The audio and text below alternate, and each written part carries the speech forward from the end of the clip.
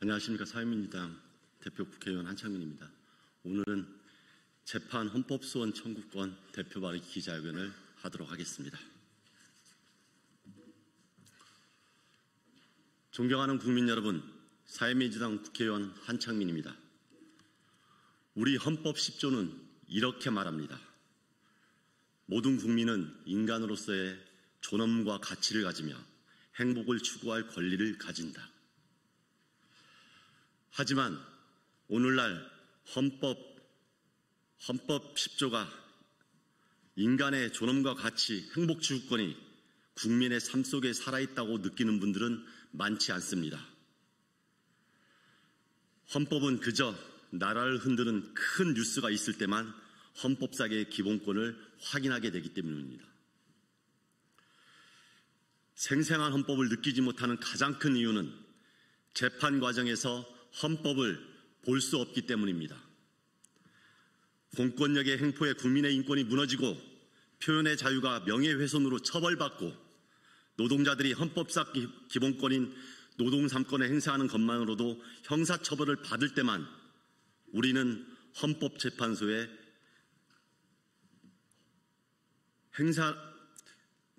노동자들이 헌법상의 기본권인 노동 3권을 행사하는 것으로 형사처벌을 받을 때에도 우리는 헌법재판소에 이를 물을 수 없기 때문입니다.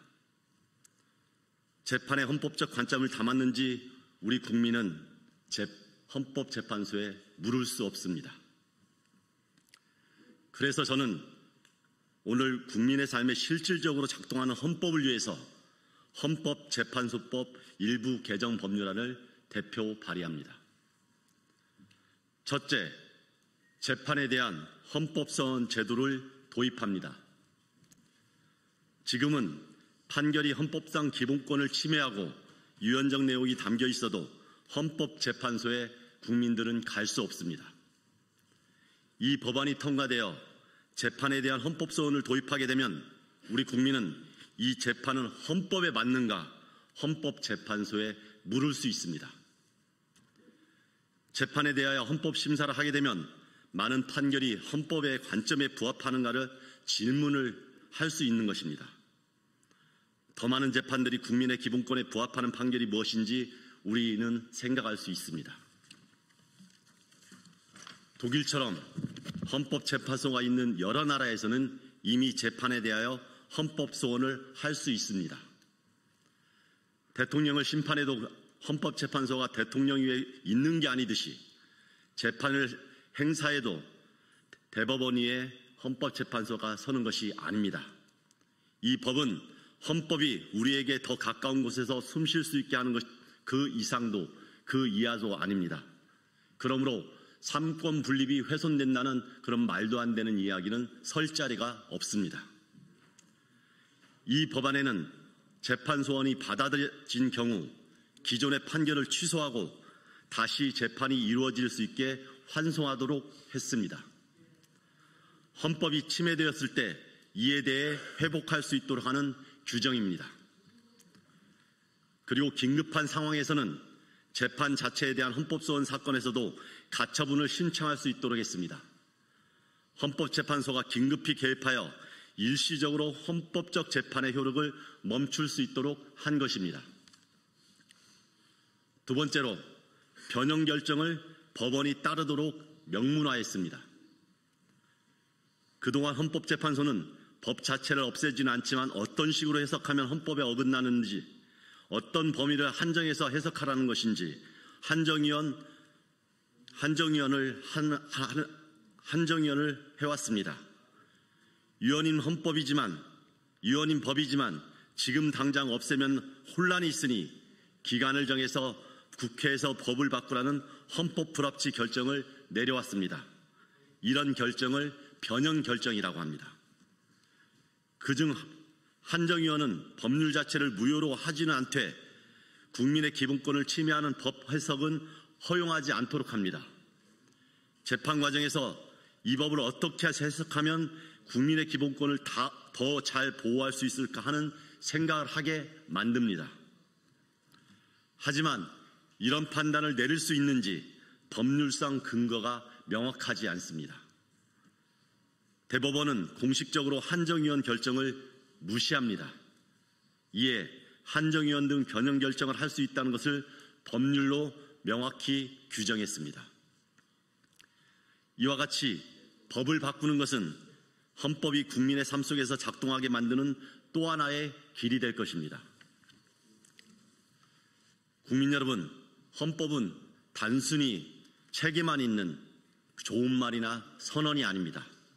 그 헌법이 재판장에서도 분명히 작동해야 합니다. 그래야 국민의 기본권이 살아 숨쉴 수 있습니다.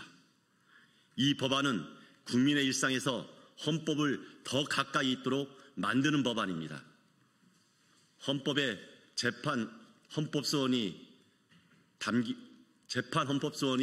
담기게 되면 앞으로 우리 국민들은 더 넓게, 더 깊게 기본권을 보장받을 수 있을 것입니다. 저 한창민과 사회민주당은 국민의 일상에서 헌법이 살아 숨쉴 수 있도록 앞으로도 더욱더 노력하겠습니다. 재판 헌법 소원이 꼭 통과되어서 헌법재판소가 단순하게 대통령 탄핵뿐만 아니라 국민의 기본권을 폭넓게 보호할 수 있도록 만들겠습니다. 감사합니다. 예, 노동조합법 2조 3조 개정 반대 경제 6단체 공동기자회견 시작하겠습니다. 안녕하십니까. 저는 국회 환경노동위원회 국민의힘 간사를 맡고 있는 안동예천 국회의원 김형동입니다. 저는 오늘 우리 경제와 노사관계에 돌이킬 수 없는 파국을 막기 위해 노동조합법 2조 3조 개정 저지 의지를 밝히고자 이 자리에 섰습니다. 이번 주 더불어민주당이 일방적으로 노조법 2조 3조 개정안을 밀어붙일 계획을 가지고 있습니다. 노조법 개정안은 근로계약 당사자가 아님에도 불구하고 사용자의 책임을 지도록 하는 심각한 독소 조항을 담고 있습니다. 원청 사업주를 사용자로 규정해 민법상 도급계약의 근간을 무너뜨릴 뿐만 아니라 기업 고도의 경영 판단까지 파업 대상에 포함시키고 있습니다. 이처럼 민주당은 21대 국회 때보다 더욱 우려스러운 내용을 담아 강행 처리를 예고하고 있습니다. 이는 단순한 입법 강행이 아닙니다. 민주주의의 숨줄을 끊는 반의회적 폭거이자 국민과 국회 그리고 노사 자치의 원칙까지 짓밟는 이재명식 입법 전행의 적나라한 실체입니다. 노조법의 역사는 노사 협력과 균형의 역사이며 노사 간 대화와 타협을 통해 온 민주주의의 산물입니다. 그러나 민주당은 이 숭고한 역사와 원칙마저 훼손하며 입법부를 사유화하고 민주주의의 기둥을 뿌리채 흔들고 있습니다. 결국 드러난 것은 정부와 여당의 독선과 폭거이며 민주주의를 짓밟는 권력 독주의 민낯입니다. 국민의힘과 경제계가 이 개정안에 반대하는 이유는 분명합니다. 산업 현장은 극심한 혼란에 빠질 것이고 기업들은 급변하는 글로벌 환경에 대응할 능력을 잃게 될 것이 불보듯 뻔하기 때문입니다. 최근 유럽연합과 미국 상공회의소 역시 유럽 상공회의소와 미국 상공회의소 역시 노조법 개정이 외국인 투자에 악영향을 미칠 수 있다고 경고했습니다. 국제사회조차 우려하는 문제를 우리 스스로 자초해서는 안 됩니다. 더불어민주당은 이번 개정안을 노랑봉투법이라고 부르고 있습니다. 그러나 그 봉투 안에 있는 것은 다름 아닌 대한민국 경제를 향한 레드카드입니다. 만약 이 법이 통과된다면 또 통과가 예정되어 있는 상법과 함께 국회가 국민의 손으로 직접 우리 경제의 희망의 불씨를 꺼뜨리는 것과 다를 바가 없을 것입니다. 결국 노동자의 먹거리를 걷어차는 결과가 될 것입니다. 대한민국은 미래 앞날을 위해 더불어민주당은 지금 당장 노조법 개정안을 멈춰야 합니다. 교각 사루의 우를 범하지 말아야 합니다. 이를 위해 우리 함께 회견장에 나와주신 송경식 경총회장님을 비롯한 경제 6단체장 분들께 깊이 감사드립니다. 경제계의 우려와 목소리가 국민들께 분명하게 전해지길 바랍니다.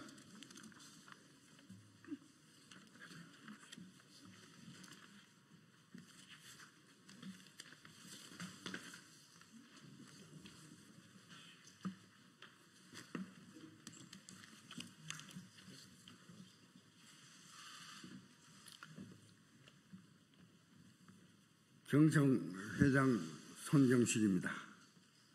최근 노동조합법 제2조, 제3조 개정안이 국회 환경노동위원회와 법제사법위원회를 통과하면서 산업 현장의 위기감이 커지고 있습니다. 그동안 경제계는 노동조합법 개정은 우리 노사관계에 엄청난 혼란을 가져올 수 있는 중대한 변화인 만큼 사회적 대화를 통한 노사 간의 충분한 협의가 필요함을 수차례 강조해 왔습니다. 또한 경제계는 불법 파업에 대한 손해배상이 근로자들에게 부담이 된다는 노란봉투법의 취지에 따라 손해배상액의 상한액을 시행령에서 별도로 정하고 급여도 압류하지 못하도록 대안을 만들어 국회에 적극적으로 제시했습니다. 그 대신 사용자 범위 확대와 노동쟁의 개념 확대를 내용으로 하는 노동조합법 제2조 개정에 대해서는 우리 제조업의 근간을 흔들 수 있는 만큼 현행법을 유지해달라고 호소했습니다. 그럼에도 국회에서는 경제계의 제안에 대해 심도 있는 논의 없이 노동계의 요구만 반영하여 법안 처리를 추진하고 있습니다. 이에 경제계는 절박한 심정으로 이 자리에 모였고 최소한의 노사관계 안정과 균형을 위해서라도 다음의 사항을 반드시 수용해 줄 것을 간곡히 호소드립니다.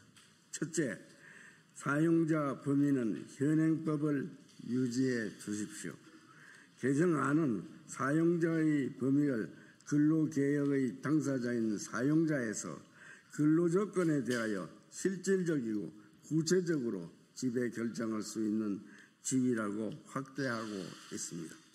이 경우 수백 개의 하청업체 노조가 교섭을 요구한다면 원청 사업주는 건건히 대응할 수가 없어 사업 현장은 극도의 혼란 상태에 빠질 것으로 우려됩니다. 둘째, 노동쟁의 개념을 확대하더라도 노동쟁의 대상에서 사업 경영상 결정은 반드시 제외해 주십시오. 개정안은 근로조건에 영향을 미치는 사업 경영상 결정까지 노동쟁의 대상으로 삼고 있습니다. 산업구조조정은 물론 해외 투자까지 쟁의 행위 대상이 된다면 우리 기업들이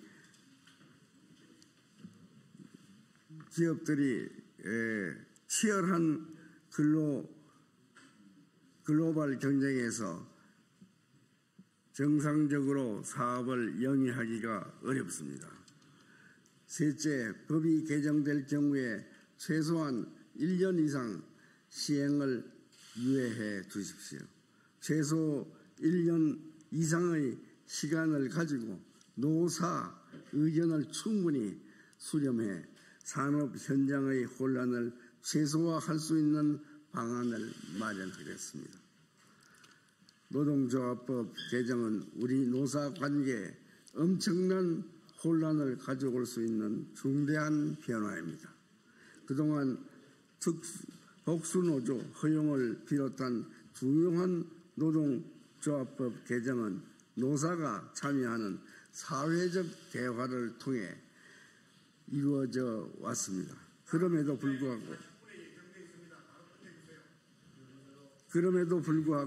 이번 노동조합법 개정은 사회적 대화를 통한 노사 간의 협의 없이 법안 처리가 강행되고 있습니다. 지금이라도 국회가 근로자들의 노동권을 보장하면서도 우리 기업이 경쟁력을 유지할 수 있도록 경제계의 대안을 심도 있게 고려해 수용해 주실 것을 다시 한번 강력하게 요청합니다. 2025년 8월 18일 경제 6단체 1동. 저희 노조법 2, 3조 개정 운동본부 기자회견을 시작하도록 하겠습니다. 방금 경총의 기자회견을 보고 저희는 굉장히 분노하고 있습니다. 오랜 시간 동안 노동자들은 노조할 권리, 노동 3권에 대한 권리를 박탈당한 채 수백억 원의 손해배상액에 대한 책임을 개인 노동자가 지게 되는 현실을 받아 안아서 계속 살아왔습니다.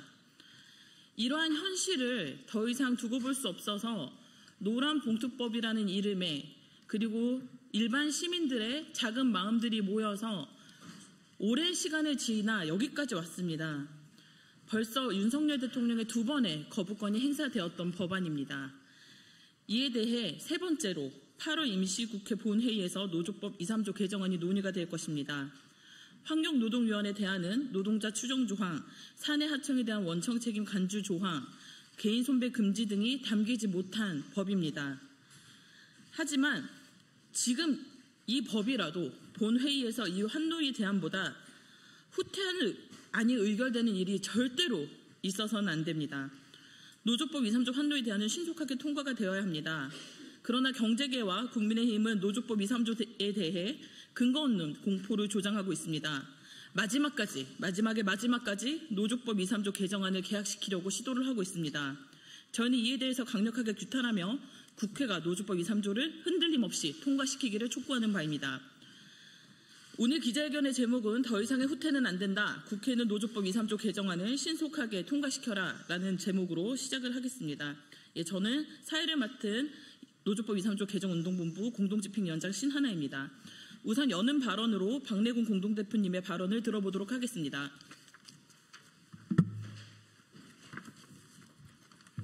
노조법 2, 3조 개정운동본부 공동대표 손잡고 대표 박래군입니다. 바로 직전에 이 자리에서 경총의 기자회견이 있었습니다. 그들의 주장은 고장난 오디오처럼 뻔한 레퍼토리였습니다. 마치 노조법 2, 3조 개정안이 통과되면 산업계가 붕괴될 것처럼 협박성 발언을 일삼고 있습니다. 그리고 더 열받는 거는 사회적 공론화, 사회적 합의 얘기했지만 그동안에 수차례 경총에 사회적 토론을 하자라고 제안했음에도 불구하고 이를 무시했습니다. 그리고 지금까지 하청 노동자들의 교섭 요구에 경총이 중심이 돼서 경제단체들이 중심이 돼서 여기에 응하지 않았습니다. 어쩔 수 없이 파업을 하면 손배폭탄을 가했습니다. 이렇게 일을 만든 게 누구입니까? 부당노동행위 일삼고 부당노동행위를 봐주는 검찰과 경찰 또 노동부를 배경으로 또 법원에 기울어진 판례를 배경으로 지금까지 불법 노동행위 그렇게 해왔지 않습니까? 대법원의 판결조차도 무시하면서 교섭에 나오지 않았던 것 기업을 운영하는 자들입니다. 이거에 대해서 사과 한마디도 없던 사람들이 이제 와서 사회적 합의 운운하는 게 너무 모렴치하고 가당치 않습니다. 저희 노조법 2, 3조 개정운동본부는 사실 이번에 국회 본회의 처리를 앞둔 개정안이 만족스럽지 않습니다. 우리는 노조법 2조, 2호 사용자 정의를 수정한 것처럼 1호 근로자 정의도 수정되기를 바랍니다. 특수고용 노동자, 플랫폼 노동자 등에 종사하는 노동자들이 근로자 지위 확인을 위해서 지난한 재판 과정을 거쳐야 한다는 게 말이 됩니까? 또 있습니다. 원래 노조법 개정의 출발이 손배폭탄 금지였습니다. 이번 개정안에서 조합원 개인에게 가해지는 손배폭탄을 원천적으로 차단하지 못했습니다. 이런 등의 내용이지만 일단 이번 개정안이라도 빨리 통과되길 바랍니다. 이번 개정되는 노조법 2, 3조 개정안, 즉 노란봉투법은 노사대화 촉진법입니다. 교섭 테이블에 앉아서 노사가 대화하도록 하자는 취지입니다. 지금까지 노동상권을 무력화했던 노동쟁의 혐의를 너무 좁혀서 불법화했던 그것을 법원 판례에 맞게 수정했고 손해배상의 허들을 더 놓았을 뿐입니다. 국힘당을 제외한 모든 정당들은 이번 본회의에서 자고우면하지 말고 즉각 노조법 2, 3조 개정안을 통과시켜야 합니다. 그래야 지금까지 불법과 편법, 부당노동행위에 기대어 노동기본권을 억압해온 기업 간행을 바꿀 수 있습니다. 윤석열 정권에서 2번의 거부권을 당했던 개정안입니다. 이번 8월 임시국회에서는 지체 없이 이 법안이 통과되어야 합니다.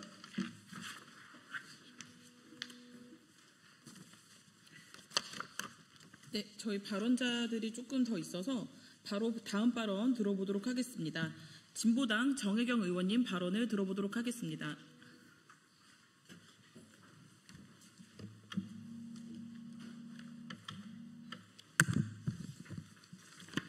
네, 진보당 비정규직 노동자 국회의원 정혜경입니다. 노조법 2, 3조 개정 운명의 주간이 밝았습니다. 국민의힘과 재계는 이번 주 본회의 표결을 앞두고 노조법 발목 잡기의 총력전입니다. 김문수는 파업 만능주의, 송원석은 반기업법, 나경원 청년 일자리 퇴출법 등 주요 정치인들의 입에서 황당무계한 거짓 선동이 판을 칩니다. 기업을 민주노총에 넘기는 법이라고 적힌 길거리 현수막도 등장했습니다. 이 정도면 거짓말 대잔치입니다. 지난 100여 년의 역사를 되짚어봅니다. 우리나라는 식민지배, 전쟁, 분단과 냉전, 그리고 장기간 군사 독재까지 재앙이란 재앙은 다 겪었습니다. 이러한 역사적 아픔으로 우리나라의 민주주의와 노동조합의 발전은 억압받아 왔습니다.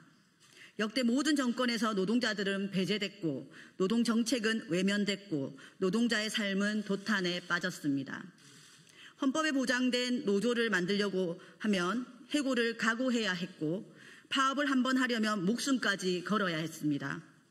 윤석열 내란 정부는 노조를 아예 박멸 대상으로 받고 반국가 세력이라며 불법 계엄으로 척결하려고 했습니다. 이렇게 만든 재벌 천국 노동지옥의 나라는 어떠한 희망도 미래도 있을 수가 없습니다. 단호하게 말씀드립니다. 노조법 개정 단 한 글자도 후퇴할 수 없고 더 늦출 수도 없습니다. 이미 충분히 늦었고 최소한의 입법만 추진하는 것입니다. 또한 아예로도 중앙노동위원회와 법원의 판결도 진짜 사장 원청의 교섭 의무를 인정하고 있습니다. 특히나 수십 년 낙후된 노동법 제도를 두고 첨단 기술과 AI 산업으로 세계 경제를 주도할 수는 없을 것입니다. 대한민국이 위기를 극복하고 다시금 도약할 준비를 위해서라도 국제 기준에 부합한 노조법 개정을 이뤄내야만 합니다. 이를 입법으로 규정하고 나면 다단계 하도급과 간접고용 구조 속에서 발생하는 갈등과 대립이 오히려 완화될 것입니다. 불법 파업 조장법이 아니라 합법 파업 존중법이 되어 합리적 노사관계를 정착시킬 수 있습니다.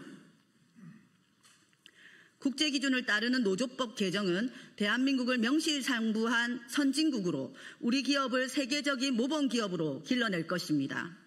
선진국으로 가는 노조법 개정, 경제성장을 위한 노조법 개정, 지금 함께 결단합시다. 진보당은 이번 주 본회의에서 노조법 2, 3조 개정이 한치의 흔들림 없이 통과될 수 있도록 모든 노력을 다할 것입니다. 이상입니다. 네, 의원님께서 선진사회로 가는 노조법 개정이라고 말씀해 주셨습니다. 사실상 한국 사회는 산업발전이라는 미명하에 노동자들의 권리가 충분히 보호받지 못해왔던 사회였습니다. 그렇기 때문에 수많은 노조 탄압과 그리고 노조에 대한 교섭 거부들이 있었음에도 불구하고 노동자들은 이에 대한 목소리를 내기가 어려웠습니다. 노조법 2, 3조 개정은 이에 대한 잘못된 관행들을 바로잡는 법입니다. 저희 구호 한번 외쳐보도록 하겠습니다. 네, 아까 홍주 위원장님이 된다고 했는데 아니었나 봅니다. 죄송합니다. 네, 그러면 다음 발언으로 환노위 대안에 대한 의견을 조영선 공동대표님께서 말씀해 주시도록 하겠습니다. 공동대표 조영선 변호사입니다. 노조법이 제정된 지 72년 동안 단 한 번도 바뀌지 않는 규정이 있다면 그건 근로자와 사용자 개념입니다. 강사안이 7번 바뀌었습니다. 오늘날 사용자 근로자 관계는 과거에 간의 수공업에서 있었던 시절과 달리 단선적이도 않을 뿐만 아니라 특수고용 노동자, 파견 노동자, 사내하청, 플랫폼 노동자 이르기까지 다면적, 중층적이기까지 합니다. 그럼에도 불구하고 근로조건에 가려 직접적인 노사관계 보이지 않는 손, 실질적인 지배를 행사하는 제3자에 의해서 근로조건이 결정되는 것이 현실이었습니다. 법은 현실을 반영하는 그릇입니다. 사회적 쟁점을, 갈등을 담는 그릇입니다. 이미 2010년 현대중공업 부당노동의 판결 이후 10년 이상 수차례 판결을 통해서 근로조건의 실질 영향력을 행사하는 자가 사용자라는 것이 확립되었습니다. 이번 국회 입법은 10년 이상 거듭 축적된 판결을 뒤늦게 입법한 최소한 입법일 뿐입니다. 소위 사용자가 말하는 노사 갈등의 원인은 근로조건에 관하여 실질적인 영향력을 행사하면서도 그에 걸맞는 실질적 책임을 지지 않는 것에서 비롯되는 것입니다. 또한 사용자들이 우려하는 소위 단체교섭 등의 혼란은 다단계 하도급, 이장 하도급에서 비롯된 것입니다. 이러한 다단계 외주화의 사슬을 끊는 것이 재계가 해야 할 우선적인 결자 해지의 모습이라 할 것입니다. 2003년 1월 9일 배달의 열사는 당시 부산중공업 광장에서 손배 가압류에 항의하여 분신 자살하였습니다. 22년이 지난 지금 어떻게 변화했나요? 아직도 노동 현장에서 죽음으로 내모는 손배 가압류가 행행하고 있습니다.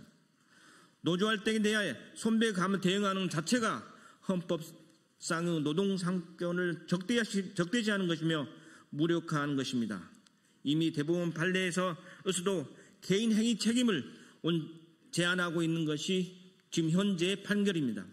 이러한 입법은 이러한 판례를 최소한 반영한 것에 불과한 것입니다. 70년이 지났습니다. 바뀐 세상에 대한 최소한의 입법, 그것이 2020년 오늘의 과제라 할 것입니다.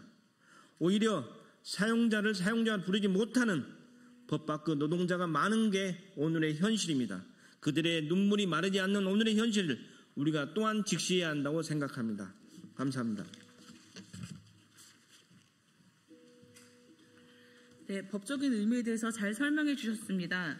네, 그리고 다음 발언으로 경총 주장의 문제점에 대해서 박소근 공동대표님께서 발언해 주시겠습니다.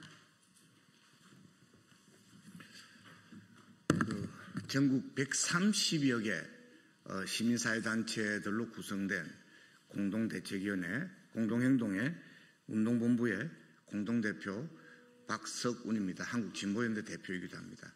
그래서 단순히 노동자들만의 주장이 아니라 사회정의와 경제정의를 열망하는 시민사회단체들의 의견이다. 이렇게 말씀드리도록 하겠습니다. 제일 먼저 지금 이제 그 문제가 되고 있는 것이요. 사용자 개념을 확장하는 것이 문제다 이러는데요. 이 10여 년 전부터 대법원에서 이미 확립되어 있는 그런 판례입니다. 근로조건에 대해 실질적이고 구체적인 지배 결정권을 가진 사람이 사용자다. 이렇게 되어 있는 것이 이미 현행법으로도 법 바꾸기 전에도 그렇게 되어 있는데 불구하고 노동부 그리고 기업 측에서 계속 이를 대법원에 확립된 판례를 거부하면서 분쟁이 일어나고 있는 겁니다. 그래서 한마디로 사용자 개념의 정상화다. 사실은 뭐 그렇지 않습니까? 왕조시대에 지주가 있고 마름이 있고 그리고 소작인이 있었지 않습니까? 지금 이제 간접고용, 특수고용 노동자들이 원청회사들이 지주잖아요. 사실상 결정권을 가지는 사람이잖아요. 그리고 하청 기업들은 아무런 사실상의 결정권이 별로 없는 마름, 관리를 하고 있는 당사자에 불과한 겁니다. 그리고 우리 특수고용, 간접고용 노동자들이 소작인 역할을 하고 있는 겁니다. 그럼 권리를 제대로 보장받기 위해서는 마름하고 아무리 싸워봐야 아무런 해결책이 나오지 않습니다. 마름도 우리 힘이 없다. 우리가 결정 이렇게 이야기하고 있습니다. 원청하고 단체 교섭을 통해서 실질적으로 문제를 해결하는 게 경제민주주의, 우리 헌법 정신의 기본 아니겠냐 이 생각을 합니다. 두 번째로요. 단체 교섭권을 확장하는 문제에 있어서 바로 맞물려 있는 게 노동쟁의 정의입니다. 노동쟁의 정의를 아까 경총 쪽에서 웃자고 여쭤봤는데 사실은요. 72년 전에 우리나라 노동법이 제정될 때 노동쟁의 정의가 이래 되어 있었습니다. 근로조건에 대한 이 의견의 불일치 이렇게 명시가 되어 있습니다. 그런데 1996년 12월 26일 새벽에 노동부 안기부 날치할 때 그때 근로조건의 결정이라는 말을 끼워 넣었습니다. 계약된 겁니다. 그러면서 사실은 그 권리분쟁, 이익분쟁 중에 권리분쟁은 안 된다 하면서 다 파업을 불법화하는 그런 악질적인 도구로 사용된 겁니다. 그래서 72년 전에 그 노동법 제정 당시에 이미 명시되어 있던 그 조항으로 원상회복하자는 겁니다. 그걸 갖다 길을 쓰고 반대를 하니까 이번에 그 중에 일부를 명시를 한 것에 불과한 겁니다. 사실상 그 단체교섭 촉진법이다. 단체교섭을 해서 실질적으로 문제 해결을 하기 위해서 그리고 산업 현장의 평화를 유지하기 위해서 이렇게 요구하는 겁니다. 세 번째요. 이른바 손배에 대한 규제, 이른바 손배폭탄 예방법, 손배폭탄 규제법 이렇게 이야기할 수 있습니다.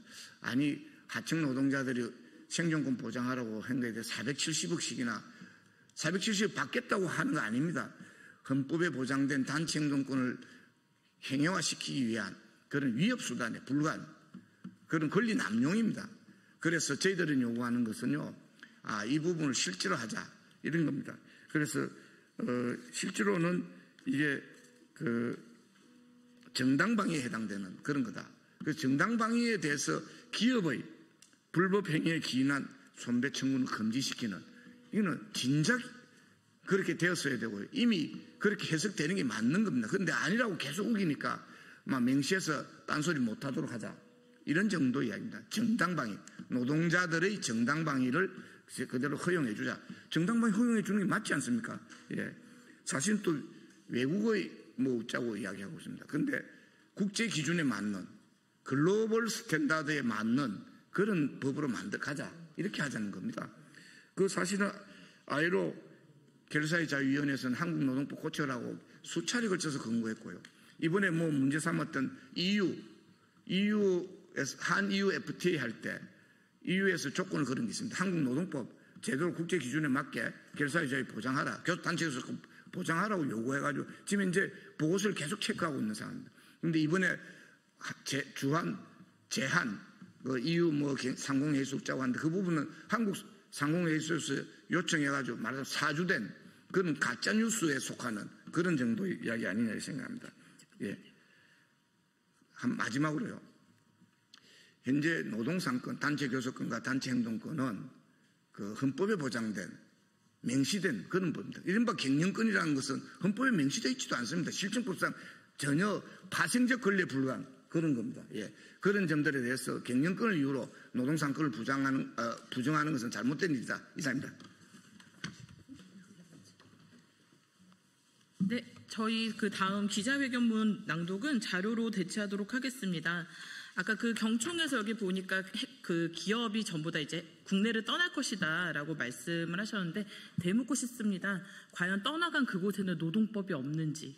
우리 개정된 노조법 2, 3조 내용을 한번 찬찬히 보시면 너무나 상식적이고 그리고 또 수없는 판례로 구축되어 있는 것입니다. 근데 이에 대해서 거부하는 것은 사실 법으로 딱 정해져 있지 않으면 소송으로 갔을 때 7년, 8년, 10년 계속되는 소송을 기업은 버틸 힘이 있고 노동자들은 버틸 힘이 없기 때문에 경총은 그런 주장을 한다고 저희는 생각하고 있습니다. 저희가 이번에 내놓은 이번에 환부위 전체 회의를 통과한 노조법 2, 3조 개정안도 굉장히 부족한 부분이 많습니다. 한 발자국의 투태도 용납할 수 없습니다. 노조법 2, 3조 개정안은 즉각 통과되어야 할 것입니다. 그럼 여기까지 저희 기자회견 진행하도록 하겠습니다. 감사합니다. 네, 지금부터 공공부문 비정규직 노동차별 해소와 26년 처우 개선 예산 확보를 촉구하는 국회 기자회견을 진행하도록 하겠습니다. 오늘 국회 기자회견은 진보당 전정덕 국회의원, 사회민주당 한창민 국회의원, 조국혁신당 김재원 국회의원, 그리고 민주노총 공공연대 노동조합이 공동으로 주최 진행합니다. 발언 순서는 두 분 국회의원 기자님 발언과 공공연대노조 위원장 그리고 현장 발언 기자회견문 낭독으로 진행하도록 하겠습니다. 먼저 모두 발언으로 전정도 국회의원과 한창민 국회의원의 발언부터 진행하도록 하겠습니다.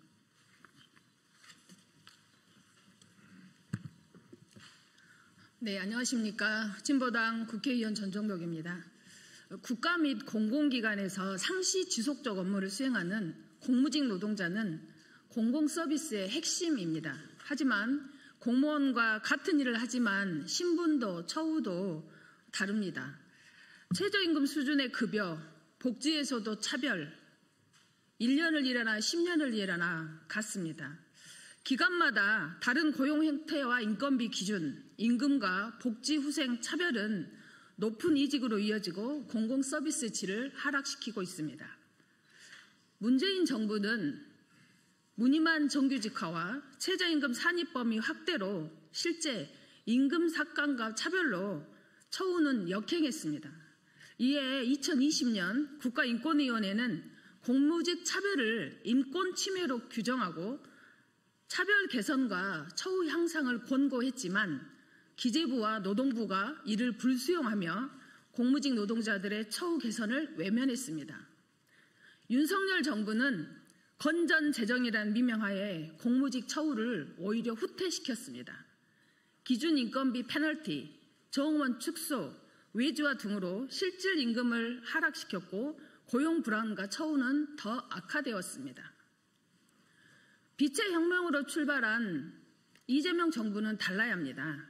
이재명 정부는 첫 국무회의에서 공공부문 최저임금 채용 관행을 바꾸라고 지시했고 국정과제에 동일가치노동, 동일임금을 명문화하는 것을 채택했습니다. 그 약속은 말로만 그쳐서는 안 됩니다. 공공부문 노동자의 처우 개선은 단순한 임금 인상이나 복지 확대 차원을 넘어 고용 안정과 공정성 강화, 노동의 사회적 가치를 높이는 일입니다. 정부가 모범적인 공공부문 사용자로서 공무직 처우 개선을 위한 약속 이행의 시작은 2026년 예산에서부터 처우 개선을 위한 예산을 반영하는 것입니다. 저 또한 국회에서 의결특위 위원으로서 공공부문 노동자의 저임금 해소와 처우 개선을 위해 최선을 다하겠습니다. 고맙습니다.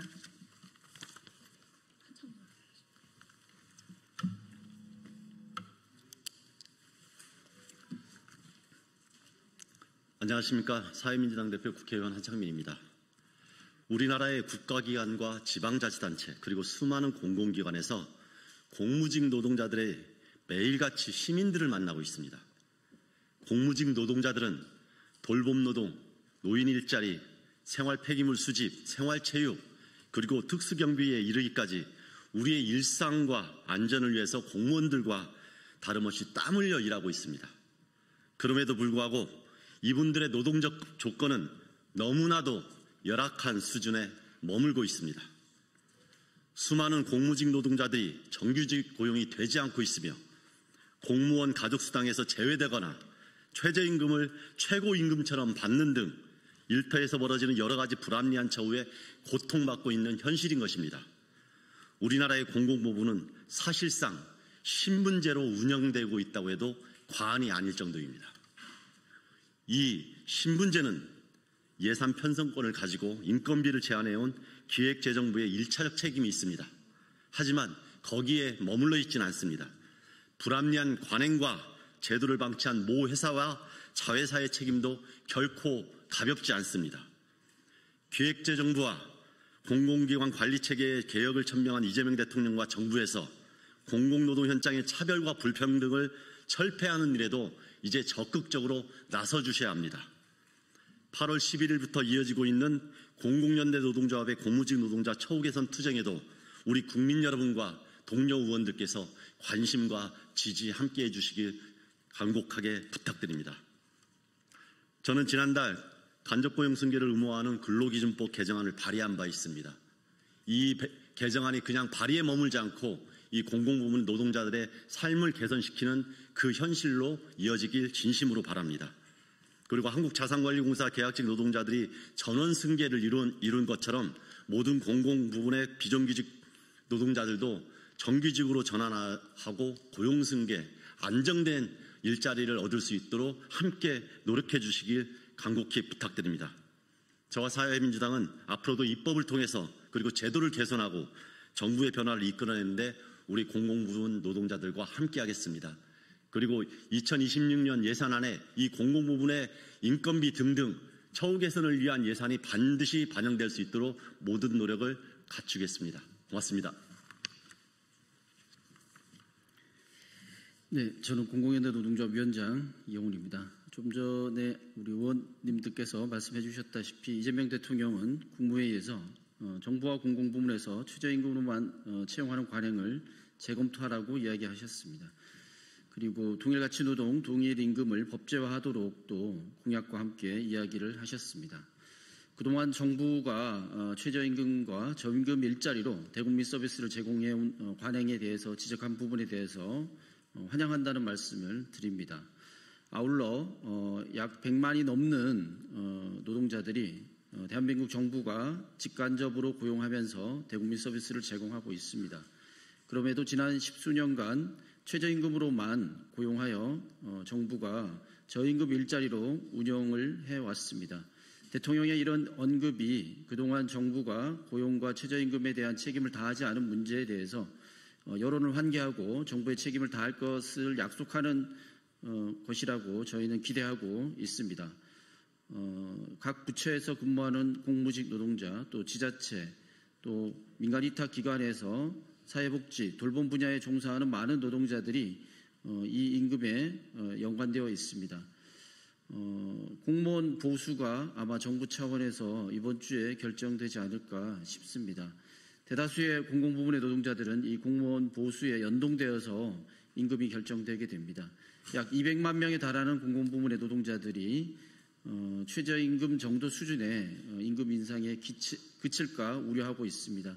대통령의 언급을 적극적으로 정부가 26년도 예산에 반영하고 저임금 일자리를 안정화해서 고용과 또 양질의 일자리를 공급하고 내수의 진작을 할 수 있는 선순환의 구조를 만들도록 기획재정부가 적극적으로 예산 편성에 나서기를 다시 한번 촉구하는 바입니다. 고맙습니다.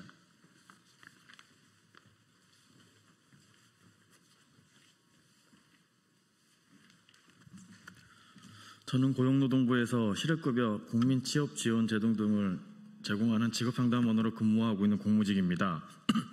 공공부문에 종사하는 중앙부처와 국가기관에 근무하는 공무직 노동자들의 근로조건은 처참한 수준입니다. 직접 사용자인 정부는 노동의 존중을 보여야 하는 모범사업자가 아닌 법의 최소한의 기준만 지키면 된다는 사용자들의 모범으로 공무직을 대하고 있습니다. 정부는 정부기관에 일하는 비정규직 노동자들을 전환하면서 고용 안정 이후에는 정규직의 80% 수준까지 처우 개선하겠다고 하였지만 지금 현재는 오히려 동일 노동의 정규직 공무원이나 기존 정규직 직원들과의 임금 격차가 날이 갈수록 커지고 있어 정부의 약속을 믿고 열심히 일하고 있는 공무직은 절망하고 있습니다. 최저한의 임금을 보장하라는 최저임금은 최고임금처럼 국가기관에 지급되고 있으며 더 심각한 것은 그 최저임금조차 기본급의 식비를 포함하여 받고 있습니다. 국가기관이기에 복리후생이라도 차별이 없을 줄 알았으나 명절상여금, 가족수당 등의 인간적인 차별은 국가인권위의 차별 해소하라는 권고에도 정부는 모르쇠로 수년째 일관하고 있습니다. 또한 공무직의 매년 임금 인상률은 합리적인 교섭이나 협상, 논의가 아닌 단순히 공무원의 임금 인상률의 플러스 0.몇 %, 몇천 원 인상으로 결정됩니다.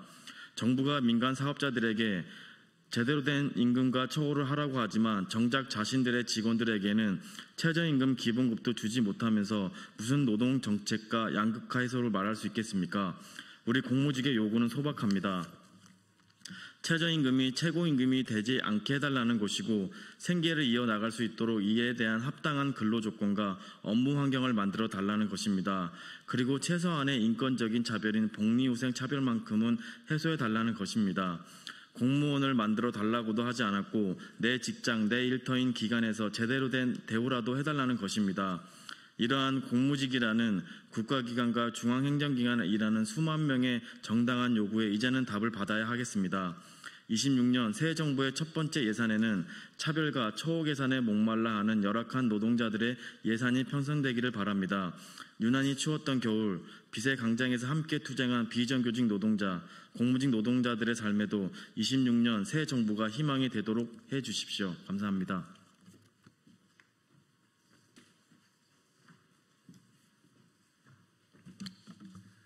예, 기자회견문 낭독하겠습니다. 대통령의 공공부문 저임금과 차별 개선의 약속. 정부는 2026년 예산에 반영하라.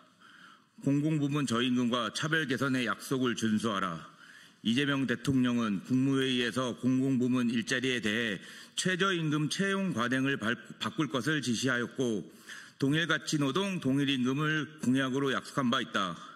지난 수년 동안 국가기관 공무직과 돌봄노동자, 노인 일자리 담당자와 같은 사회서비스 직종들은 최저임금이 곧 최고임금인 상태를 지속해왔고 그 결과 공적 역할의 저하, 잦은 퇴직 등 여러 문제들이 발생해왔다. 뿐만 아니라 지자체 공무직은 기준인건비 페널티 제도로 인한 교섭력 저하, 도로교통공단을 포함한 자회사 노동자들이 복지 3종 세트로 제대로 지급받지 못하는 현실, 인권위 공고에도 바뀌지 않는 국가기관 공무직의 복리후생차별, 생활체육 지도자의 사무국과의 임금차별 등 윤석열의 건전재정 정책으로 공공부문 비정규직들은 차별과 불이익을 감수해야만 했다. 게다가 생활 폐기물 수집 운반 노동자들의 열악한 안전실태, 여전히 정규지화되지 않은 발전소의 경상정비 노동자 등 개선해야 될 과제도 한두 가지가 아니다. 이러한 문제 해결을 위해 공공연대 노동조합은 지난 8월 11일부터 2026년 공공부문 비정규직 차별과 처우 개선과 예산 수립을 요구하며 대통령실 앞에서 농성을 하며 대통령 면담을 요구하고 있다. 오늘 국회에서 다시 한번 이재명 정부에 촉구한다. 즉시 공공부문 비정규직의 요구를 수용하고 2026년 정부 예산에 차별과 처우 개선 예산을 반영하라. 그리고 이재명 대통령은 공공부문 비정규직을 만나 문제를 경청하고 해결을 위해 함께 노력하라. 공공연대 노동조합은 공공부문 비정규직의 차별과 처우 개선을 위해 지속해서 투쟁할 것이며 2026년 정부 예산에 비정규직 차별과 처우 개선 예산이 반영되지 않을 경우 하반기 대정부 투쟁에 적극 나설 것임을 밝힌다. 우리의 요구 하나, 이재명 대통령은 공공부문 비정규직 차별과 처우 개선 면담 요구에 즉시 응하고 26년 정부 예산에 반영하라. 하나, 국가기관 공무직의 기본급을 최저임금 이상으로 증액하고 명절 상여금, 가족수당, 식비 16만 원 등 차별을 개선하라. 하나, 지자체 기준인건비 페널티 제도 폐지하고 조직관리 지침의 민영화 등 삭제하라. 그리고 공무직 법제화 실현하라. 하나, 자회사 노동자의 복지 3종 세트 예산, 모회사 설계에 포함하고 경영평가 기준 산양하라. 하나, 아이 돌보미, 생활지원사 등 돌봄 노동자 기본급을 최저임금 이상으로 증액하고 근속수당, 통신비, 교통실비 등 정부가 책임져라. 하나, 생활 폐기물 수집 운반 노동자 3인 1조, 주간근무 강제화하고 생활체육 지도자의 사무국과의 차별을 개선하라. 하나, 노인 일자리 담당자와 같은 사회서비스 직종에게 사회복지사 인건비 가이드라인 전면 적용하라. 하나, 국민의 생명과 안전을 지키는 특수경비 노동자 처우를 개선하고 경비업법 개정안 즉각 의결하라. 하나, 미전환된 발전소 경상정비 등 공공부문 비정규직 전면 실태조사 진행하고 정규직화 즉시 집행하라. 2025년 8월 18일 전종덕 진보당 국회의원, 한창민 사회민주당 국회의원, 김재원 조국혁신당 국회의원, 민주일반연맹 공공연대조합 일독. 네, 기자 마무리하겠습니다. 고맙습니다. 네, 국민의힘 수석대변인 박성훈입니다. 제가 두 건의 논평을 진행을 할 텐데요. 첫 번째는 대통령 지지율 폭락, 두 번째는 언론 통제와 관련된 내용입니다.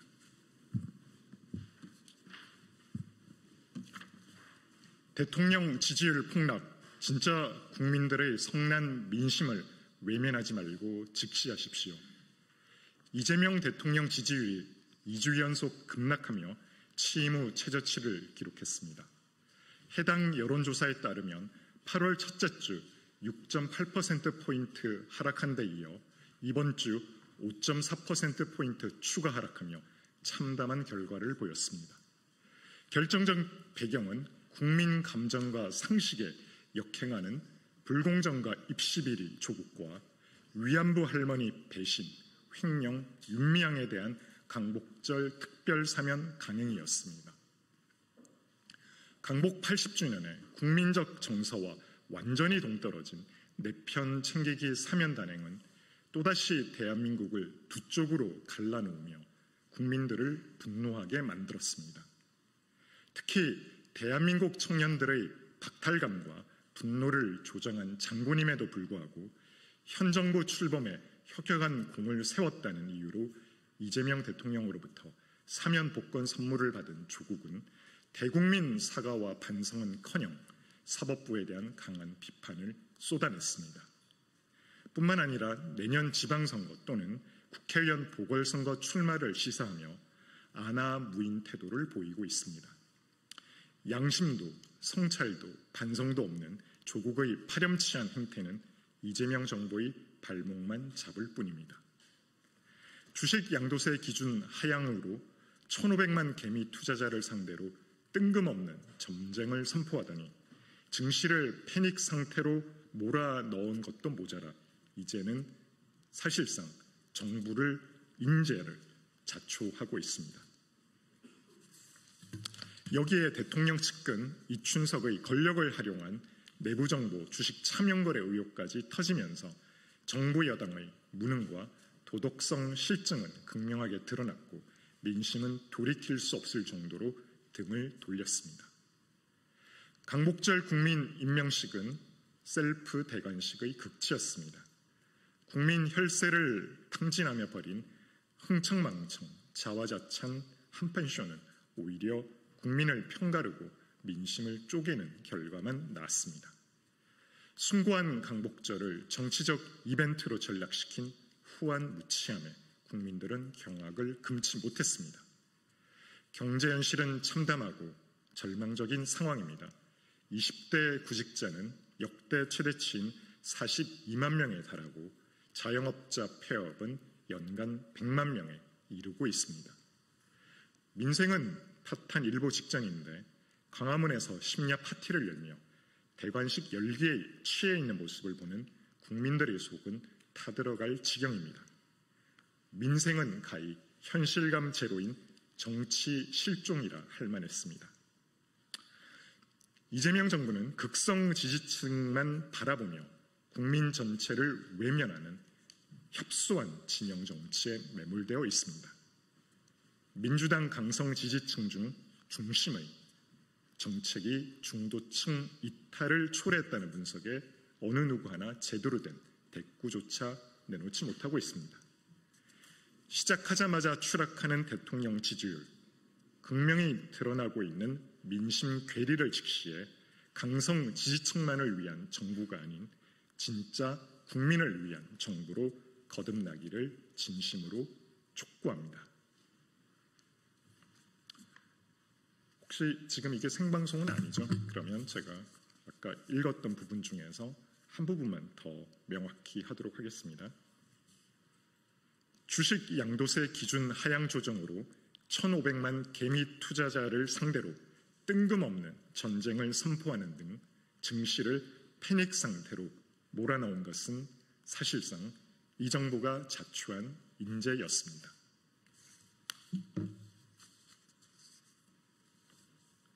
다음은 방송장악, 언론 통제에 대한 논평입니다.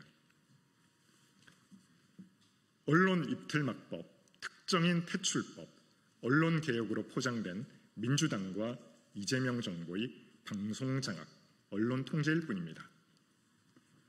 언론개혁으로 포장된 민주당의 방송장악 시도가 정권 입맛에 맞지 않는 인사 한 명을 내쫓기 위해 멀쩡한 국가기관을 통째로 허무는 지경까지 이르렀습니다.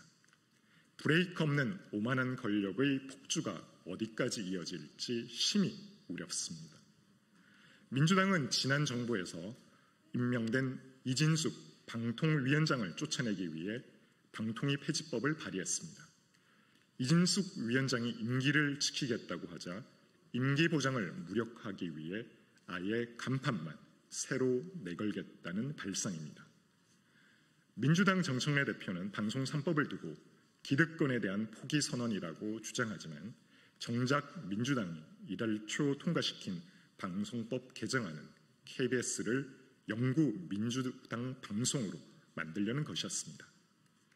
그 안에는 민영방송인 YTN과 연합뉴스 TV 사장도 교체할 수 있는 위헌적 조항이 포함되어 있습니다. 민주당은 20일 본회의에서 MBC, EBS 관련 법까지 일괄 처리하겠다고 합니다. 이쯤 되면 말만 번지르르한 개혁일 뿐 실상은 방송을 장악해 언론의 재갈을 물리려는 언론 통제 청사진에 지나지 않습니다.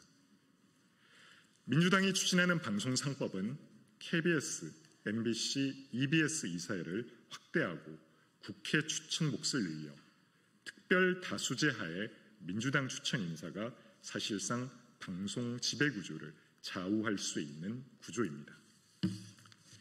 여기에 지상파, 종편, 보도 채널 등 민간 방송까지 노사 동수 편성위원회를 의무화해 노조가 편성 및 경영에 과도하게 개입하도록 했습니다. 결국 공영방송 독립성은 무너지고 특정 세력의 영구 지배가 고착화될 뿐입니다. 게다가 민주당은 허위 보도에 징벌적 배상을 가한다는 명분으로 비판 언론의 재갈을 물리려는 언론 입틀막법을 재추진하겠다고 합니다. 민주당이 4년 전 학계와 언론계의 반발에 부딪혀 자초된 법을 다시 꺼내든 속내는 민주당과 정권의 비판적인 보도를 원천 차단하겠다는 것으로 비판 목소리마저 듣지 않겠다는 반민주적 행태입니다. 천안함 자초설, 세월호 고의 침몰설, 대성 부정선거 음모론 등 가짜뉴스로 돈 벌고 영향력을 키워온 김어준은 물론 청담동 술자리라는 최악의 가짜뉴스를 퍼뜨린 김의겸 전 의원은 책임은커녕 새만금 개발청장으로 중용됐습니다. 비판 언론은 옥죄고 가짜뉴스에는 눈 감는 것. 이것이 민주당식 언론개혁입니다. 민주당은 언론개혁이라는 이름 뒤에 숨지 말고 국민 앞에 방송장악, 언론통제라는 본심을 고백해야 합니다. 언론의 자유는 민주주의의 근간입니다. 국민의힘은 헌법이 보장한 언론 자유를 지키기 위해 민주당의 방송장악, 언론통제 음모를까지 막아내겠습니다. 시작하겠습니다. 존경하는 국민의힘 당원 동지 여러분, 그리고 사랑하는 청년당원 여러분, 저는 오늘 무거운 마음으로 이 자리에 섰습니다. 청년최고위원 후보 박홍준입니다. 사랑하는 당원 동지 여러분, 저는 오늘 청년최고위원 후보직을 내려놓습니다. 손수주 후보를 전폭적으로 지지하는 단일화의 결단을 내렸습니다. 청년최고위원회의 자리는 결코 원내 청년들의 기득권 놀이터가 아닙니다. 그 자리는 바로 원내 청년들의 절규와 목소리를 대변하는 자리입니다.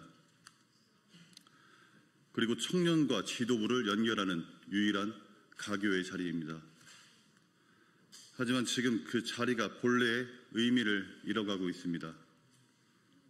청년최고위원은 청년당원의 눈물과 땀을 담아야 하는데 어느새 일부 정치인의 발판이 되고 경력 쌓기의 수단이 되고 말았습니다. 존경하는 당원 동지 여러분, 저는 이 현실을 결코 용납할 수가 없습니다.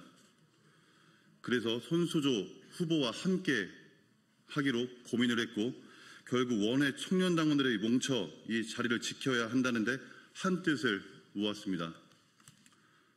오늘 저희 사퇴는 패배가 아닙니다. 이것은 당을 살리기 위한 결단이며 청년 당원들을 위한 희생이고 보수의 미래를 향한 선택입니다. 이제 저는 손수조 후보와 함께 하겠습니다. 기득권에 맞서 싸운 그 제 정신을 그대로 이어 손수조 후보를 지지하며 원외 청년 당원들의 힘을 하나로 모아내겠습니다. 사랑하는 당원 동지 여러분, 저를 믿고 지켜주신 마음 이제 손수조 후보에게 모아주십시오. 우리가 함께한다면 민주당의 위선과 거짓에 맞서 싸우고 청년의 이름으로 다시 당을 세울 수 있습니다.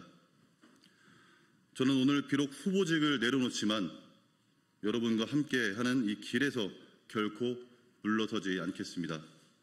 감사합니다.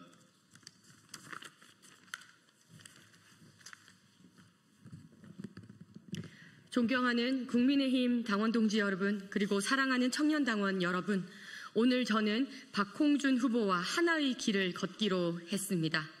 그 길은 자유 대한민국을 지키는 일, 그리고 국민의힘을 지키는 길, 그리고 청년 당원을 세우는 길입니다. 저는 지난 세월 전국을 누비며 청년들과 함께 뛰었습니다.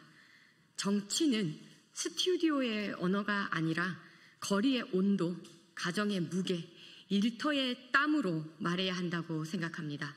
그 오랜 신념을 토대로 박홍준 후보와의 동행을 선언합니다. 우리는 수년간 이 당의 청년 인재들과 소통하고 함께 땀 흘리며 10여 년을 지내온 동지입니다. 지금 갑자기 나타나 당에서 청년 탈의하며 지분을 챙기려는 후보와 다릅니다. 부끄러운 줄 아십시오. 혁신의 탈을 쓰고 분란을 일삼고 헤이트 스피치로 혐오 정치를 조장해 그 반사 이익을 얻고 이준석이 망쳐놓은 청년 정치의 표본이 바로 그것입니다. 정치 쉽게 할 생각하지 마십시오. 직접 고개 숙이고 현장에서 청년들 만나고 생활전선에서 그 고됨 알아주고 당에서 산전수전 겪으며 몸으로 느끼십시오. 저는 박홍준 그리고 우리 국민의힘의 동지들과 함께 인기를 얻기보다 울음을 닦아주겠습니다. 박수 한 번 받기보다는 결과를 얻어내는 정치, 두려움보다는 희망을 택하는 정치를 하겠습니다. 박홍준, 손수조는 원외 청년 정치 10년 내공으로 함께 힘을 합쳐 모든 정치적 역량을 당의 혁신을 위해 쏟을 것입니다. 다시 한번 큰 결단을 내려주고 희생과 헌신을 통해 통합을 몸소 실천해 주신 박홍준 후보에게 무한한 존경을 표하며 반드시 이번 선거에서 압승하여 제대로 된 보수 우파의 가치를 함께 드높이겠습니다. 대단히 감사합니다. 손을 한번 들어야 되나? 네, 진보당 브리핑 시작하겠습니다. 부대변인 이미선입니다. 광복은 연합국의 선물, 김영석의 망언은 매국입니다.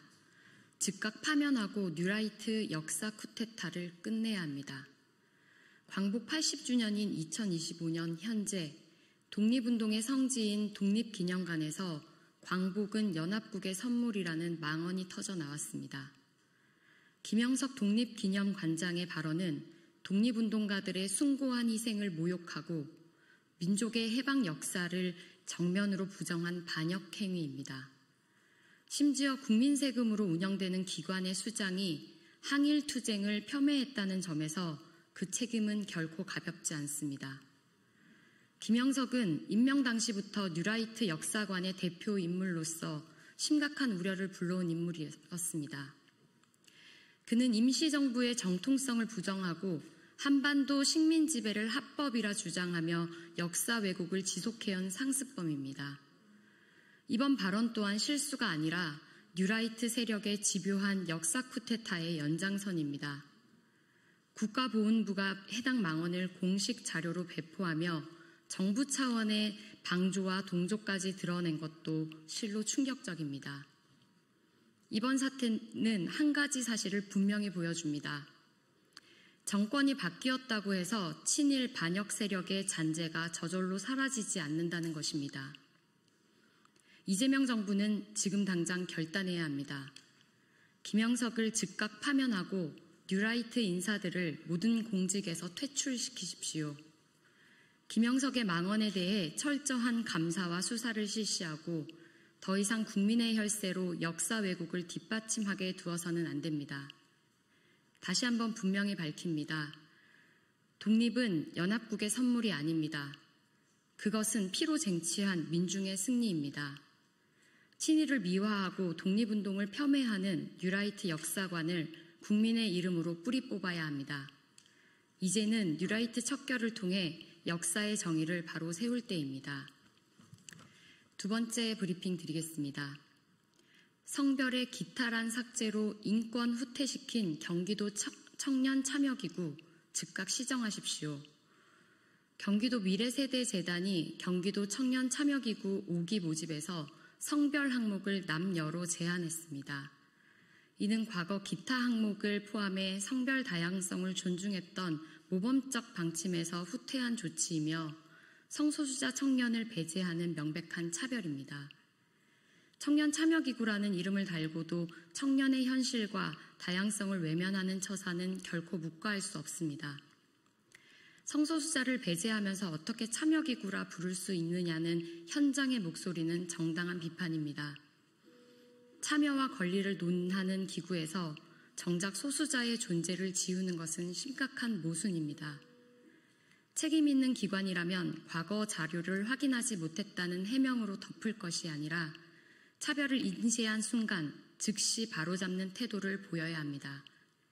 경기도 미래세대재단은 성소수자를 포함할 수 있는 성별 항목을 즉각 복원하십시오. 또한 다시는 이러한 퇴행적 조치가 반복되지 않도록 분명히 약속해야 합니다.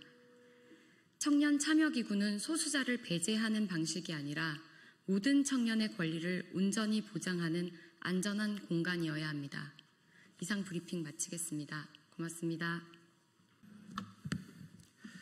안녕하십니까. 국회 산불특위위원 조국혁신당 국회의원 차기곤입니다.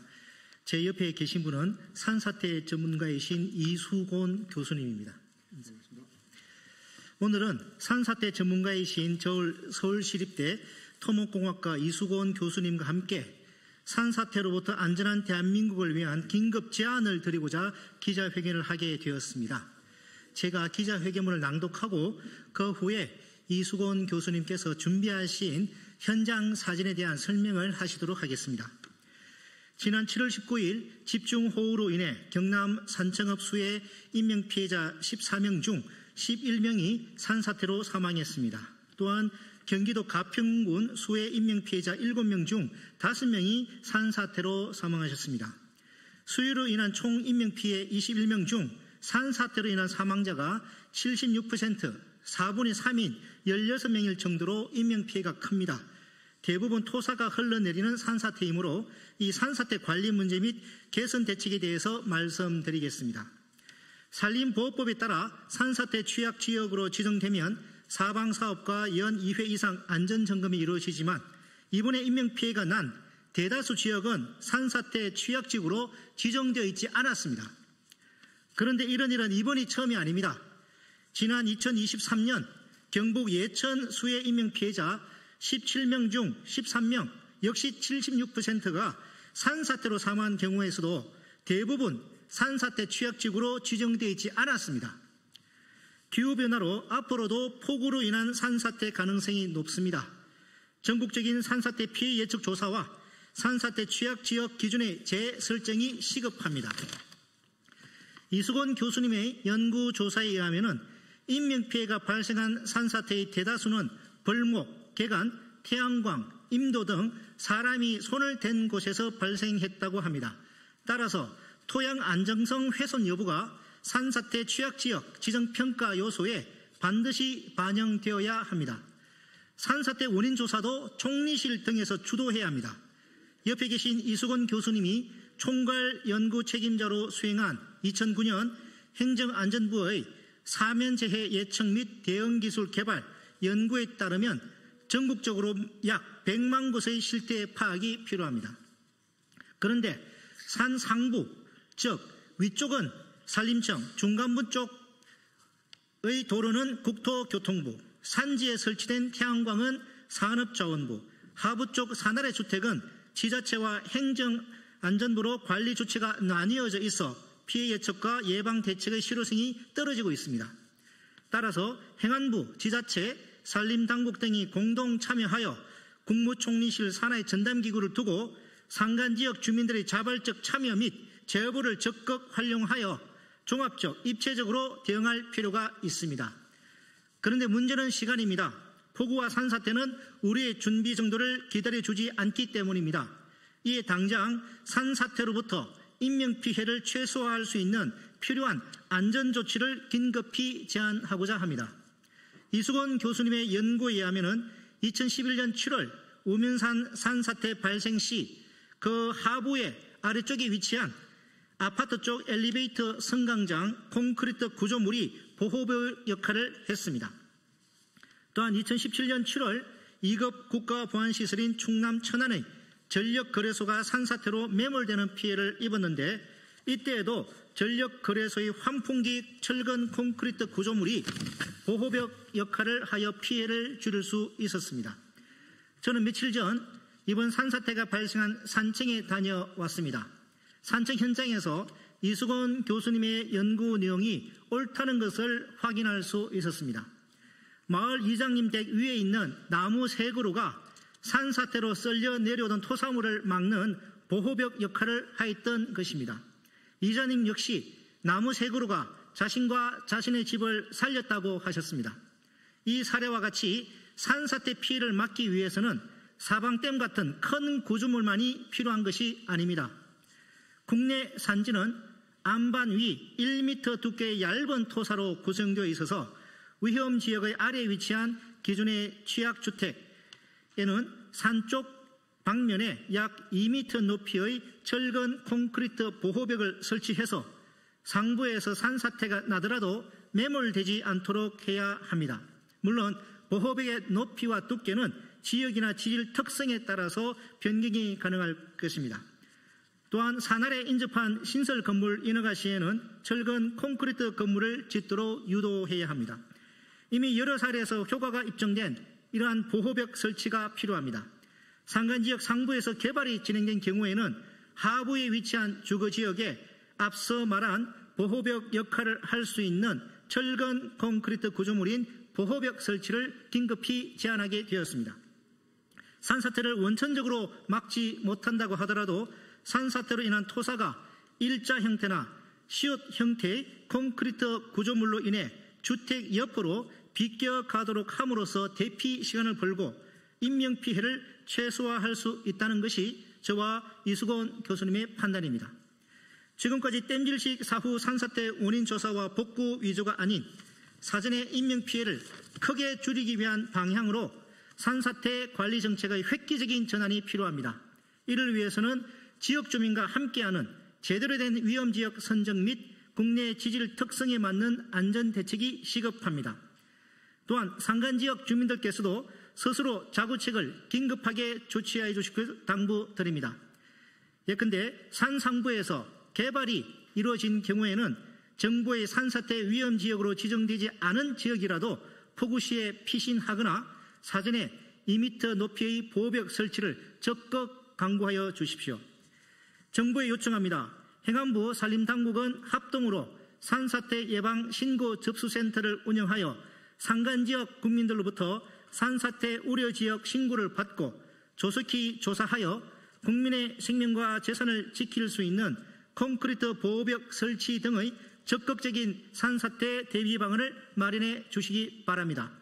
산사태로부터 안전한 나라 우리 함께 만들어 나갑시다. 감사합니다. 예, 그러면 이수건 교수님께서 현장 사진을 중심으로 설명을 해 주시도록 하겠습니다.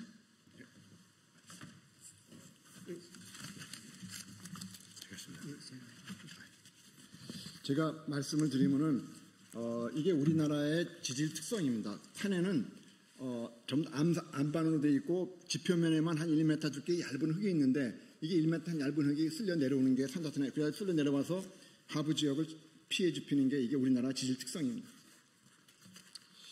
이거는 요번에 지금 조금 아까 위원님께서 말씀한 것처럼 산청 지역에서 나무 3그루가 산사태를 막은 지역입니다. 이 지역은 도로가 있는데 왼쪽은 산불이 나가지고 거의 다 벌목을 한 지역입니다. 그런데 그 오른쪽에는 나무들이 불이 안 탔는데 이게 바로 요번에 인명피해를 막았습니다. 이 나무가 점점 자라나면서 나무가 있다가 여기서 근데 나무 위에 여기가 이제 산불 나고 나서 여기는 뭐가 있냐면 밭을 개발했습니다. 밭이 있고 여기서 뭐 경사면에서 밭을 개발했는데 이 개발한 지역에 산사태가 시작을 해가지고 토동에 내려와서 이 마을을 집을 쳤는데 나무 때문에 이게 피해를 막은 사례입니다. 바로 위에 지금 개발한 데를 보면은 위에 상부에는 산불 나고 나서 밭을 개발했습니다. 그 산 경사면에도 개발했고요. 고사리 나무 같은 거 이런 것도 고사리 많이 개발했습니다. 그리고 이 상부인데 상부에서 이제 두 군데 밭인데 산사태가 나가지고 내려왔는데 이 나무를 치고 옆으로 빠졌습니다. 나무가 없었으면 그냥 치고 이장님 댁을 피해 줬을 텐데 여기는 이게 살았습니다. 피해를 안 받았습니다. 여기 보시면 좀 확대 사진인데 치고 피해가 내려가다가 여기 나무가 3그루 나무가 보면은 나무가 왼쪽으로 꺾였습니다. 이쪽으로 치고 하다 왼쪽으로 꺾였거든요. 이게 없었으면 그냥 이장님 댁을 치는데 여기서 보시면 또 하나는 여기는 오른쪽은 흙인데 여기 이장님 댁은 피해가 하나도 없었습니다. 이거는 좀 확대 사진인데 산 위에서 보게 되면은 나무가 바로 이렇게 꺾였습니다. 꺾여서 계곡 쪽으로 피해 나갔습니다. 이거는 현장에서 얘기하는 산사태 어떤 피해 저감 대책을 나무를 보게 되면 사람이 보면은 높이가 한 1m 정도밖에 안 됩니다. 흙이 보면은 1m가 이제 왜냐면 흙의 산에 1m밖에 없기 때문에 거의다가 1m밖에 없습니다. 여기서 보시면 이거는 또 마을 이관 쪽에서 이제 산을 보는 건데 이 나무가 살린 겁니다. 치고 내려오다가 나무 걸려서 옆으로 빠져나갔습니다. 근데 이렇게 보시면은 이건 2009년도인데 경춘가도인데 한 명 산사태가 나가지고 지나가던 차를 쳐가지고 하나 사망했습니다. 근데 이쪽에 보시면은 이게 영국의 도로연구소에 우리나라 세계에서 산사태를 아주 저명한 교수인데요. 저하고 현장을 그때 같이 봤는데 이 보니까 나무가 산사태 나는데 보면 나무가 또 1m만 딱 있습니다. 이때 저도 알았습니다. 아 이게 산사태가 중요한 어떤 해답을 준다는 걸 느꼈습니다. 큰 사진. 네, 그러고 나서 보시면은 나무를 보시게 되면은 이 영국 교수인데요. 나무가 딱 1m입니다. 이게 전국의 또 춘천입니다. 여기는요. 지금 서울의 5m 산사태를 보겠습니다. 이게 산사태인데 치고 내려오다가 치고 내려오는데요. 쭉 치고 내려옵니다. 내려오다가 여기 보면 이게 승강장에 나와 있습니다. 그러니까 많은 사람들이 오면서 산고 있는데 여기서 교훈을 얻지 못하고 있습니다. 상당히 중요한 해답을 줍니다. 쭉 치고 내려오는데 20초, 40초, 50초 되는데 쭉 치고 내려오다가 쭉 내려옵니다. 시뮬레이션 하면 되는데요. 내려오다가 여기 승강장을 딱 피해갑니다. 승강장을 깨지 못해. 사람들이 이것만 보지 여기서 해답 좋은 교훈을 얻지 못합니다. 이거는 언론에 별로 안 나왔습니다. 자, 뒤에서 치고 내려오다가 이게 쳤는데 밑에 승강장에서 올라가지고 버스 타는 승거장인데 이거 건물을 쳤는데 치고 토송이가 빠져나갔습니다. 또 옆에서 가로수를 보면 가로수가 전부 다 1m입니다. 여기는 또 2017년도 국가 시설철라면 전력거로소인데요. 여기는 상당히 중요한 겁니다. 전쟁이 났을 때 우리 전력거로소인데 치고 여기서 밭을 개발하다가 수로가 바뀌어가지고 상당히 치고 내려오는데 치고 내려오다가 전력거로소 앞에 환풍기가 있었는데 환풍기 건물을 치고 또 빠졌습니다. 옆으로. 이게 없었으면 아마 큰 피해를 줬을 겁니다. 근데 우연히도 보호벽 역할을 했습니다. 이 콘크리트 건물이요. 확대 사진을 보십시오. 이 건물을 유리창 같은만 깨졌지 치고 빠졌거든요. 그 건물이 뒤에가 안전했습니다. 또 옆에 나무도 보시면 나무가 전부 다 1m입니다. 천왕입니다. 지금. 자, 이건 2010년도 충북 청주입니다. 벌목해서 산사태가 났는데 정말 사람이 건드린 데입니다. 치고 내려오다가 건물을 쳤는데 펜션을 할머니가 돌아가셨습니다. 전부 다 보면 나무가 다 1m입니다. 우리나라 토사 두께 때문에 그렇습니다. 자 보십시오. 건물의 토사 깊이가 딱 1m거든요. 여긴 청주입니다. 여기는 어딘가 하면 예천입니다. 2년 전에 경북 예천도 보면 건물 부분은 산사태 났는데 보면은 딱 1m입니다. 여기는 요번에 가평입니다. 25년도 7월 가평인데 가평대 산사태 나도 4명이 매몰됐는데 가보면은 건물에 딱 가보가 이게 한 명이 4명이 매몰된 적인데 딱 건물에 하나. 그래서 이게 판넬이나 시멘트 블록을 하면 약합니다. 여기는 산청입니다. 산청에 보면 4명이 매몰됐는데 올라가 보니까 여기서도 나무가 딱 1m. 그게 지금 얘기하는 게 그겁니다. 이거는 저희가 요번뿐만 아니라 저희 2019년도 3월에 세계적으로 산사태로 유명한 저널이 국제 저널인 엔지니어링 지올로지에 이미 이 내용이 발표됐습니다. 근데 우리나라에서는 이거를 활용하지 못하고 그냥 사방댐만 많이 몇 억 걸리는 사방댐만 하는데 사방댐은 계곡에서 내려오는 것만 하지 이렇게 피해가 무너져서 많이 나오거든요. 이런 경우들이 많은데 이거는 지금 실용화가 안 되고 있습니다. 그래서 벌써 6년 전에 국제학회에서는 벌써 발표가 된 상황입니다. 우리나라의 인명피해를 줄이기 위한 획기적인 방안이라고 봅니다. 이만입니다. 네, 원래 이수건 교수님께서 준비하신 현장 사진들이 더 많이 있습니다. 그런데 오늘 기자회견 시간 제약상 필요한 부분만 필요 최소한 발췌를 해서 오늘 기자회견을 하게 되었고요. 잠시 후 오늘 이수건 교수님께서 원래 준비하시던 그 전체 내용을 유튜브로 자기군 TV 유튜브로 해서 보충 설명하는 내용을 녹화 방송할 예정입니다. 녹화해서 추후에 또 공개할 예정이니까 이 산사태에 대해서 산사태 문제에 관심 있는 여러 국민들 그리고 산사태와 관련 있는 정부 기관들에서는 오늘 기자회견 내용을 경청하셔서 우리 정부가 우리 산간 지역 주민들이 산사태로부터 안전하게 두 발 뻗고 잘 수 있도록 산사태가 발생하더라도 인명피해가 최소화될 수 있도록 하는 그런 이 보호벽 설치에 대해서 적극적으로 검토해 주실 것을 당부드리면서 오늘 기자회견을 모두 마치도록 하겠습니다. 감사합니다. 예, 시작하겠습니다. 진보당 수석 대변인 홍성규입니다. 두 가지 말씀드리겠습니다. 첫 번째입니다. 결국 드러난 바이든 날리면의 진상, VIP 경로로 대국민 사과문까지 사라졌다고 합니다. 사적인 복수로 자행되는 MBC 탄압 즉각 중단되어야 합니다. 국내뿐 아니라 국제적으로도 큰 충격을 불러왔던 내란숙의 윤석열의 거침없는 비속어 그리고 이른바 바이든 날리면 사태에 대한 진상이 드디어 밝혀졌습니다. 2022년 9월 당시 대통령실 참모진에서는 빨리 사과하고 정리하는 것이 좋겠다며 실제로 사과문까지 작성했다고 합니다. 그러나 이 지극히 상식적인 대처는 당시 김은혜 홍보수석이 내란숙의 윤석열을 만나 대면 보고를 한 후 정반대로 바뀌었습니다. 최상병 순직 사건을 축소, 은폐, 왜곡하면서 널리 알려진 이른바 VIP의 경로의 시발점이 바로 이때였던 셈입니다. 온 국민이 생생히 듣고 확인까지 했던 이 자명한 사태에 대통령실은 물론 외교부, 방송통신위, 방송통신심의위, 국세청, 고용노동부까지 그야말로 모든 국가 권력을 총동원해서 우격다짐으로 입틀막을 시도했던 그 경험이, 그 학습 효과가 1년 뒤에 최상병 사태에서 다시 경로라는 대처를 반복하게 했던 것 아니겠습니까? MBC의 최초 보도 후 무려 148개 언론사가 이를 보도했으나 내란 일당들의 표적 탄압은 집요하게 MBC를 지목했습니다. 정작 당사자인 내란숙에는 단 한마디의 공식 사과도 내놓지 않는 가운데 지금도 외교부의 소송은 현재 진행 중이며 해당 기자들은 여전히 극심한 고통에 시달리고 있습니다. 특검의 철저한 진상규명, 윤석열의 공식 사과 반드시 필요합니다. 그러나 무엇보다 가장 먼저 대통령 명예훼손이라는 말도 안 되는 혐의로 고통받는 MBC 기자들에 대한 수사부터 즉각 무혐의 종결해야 마땅합니다. 두 번째입니다. 내란숙의 분신 김용현이 직접 주도한 천인 공로할 외환죄가 서서히 드러나고 있습니다. 김용대 드론 작전 사령관부터 즉각 구속해야 합니다. 우리 국민들의 생명을 담보로 전쟁까지 불사했던 천인 공로할 외환죄의 실체도 서서히 그 베일을 벗고 있습니다. 핵심은 내란숙의 분신 김용현이었습니다. 지난해 6월에는 경호처장 신분이었음에도 정상적인 지휘 계통을 다 무시하고 비밀리에 진행되던 평양 무인기 작전 전반에 개입하고 직접 지휘했습니다. 합참의장, 드론 작전사령관, 국방부 장관 등에게 비화폰으로 전화를 건 사실도 확인되었습니다.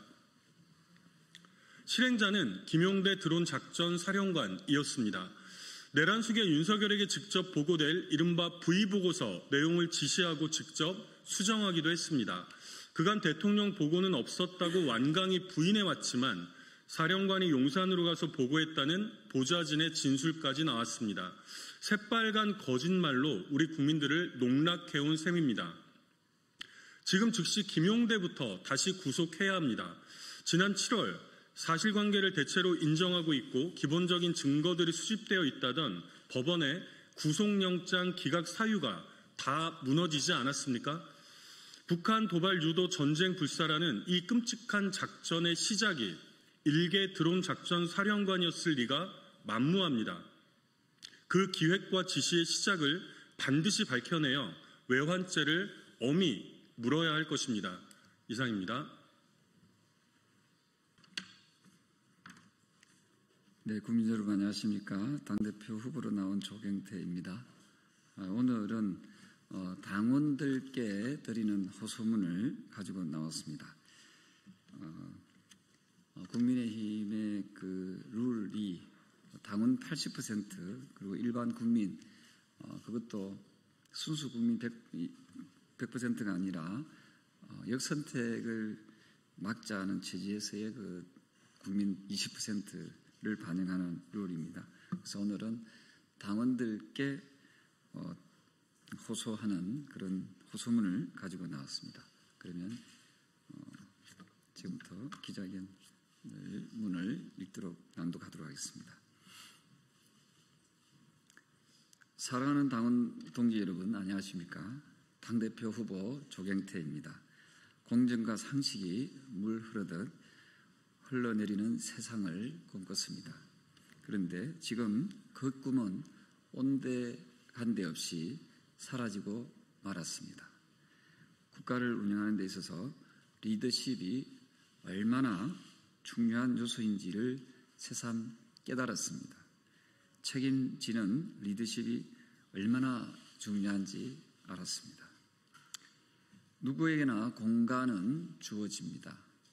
그래서 관은 나에게, 공은 팔로워에게, 그래야 진정한 지도자가 아니겠습니까? 정치인은 대화와 타협으로 고도의 기술을 요하는 종합예술입니다.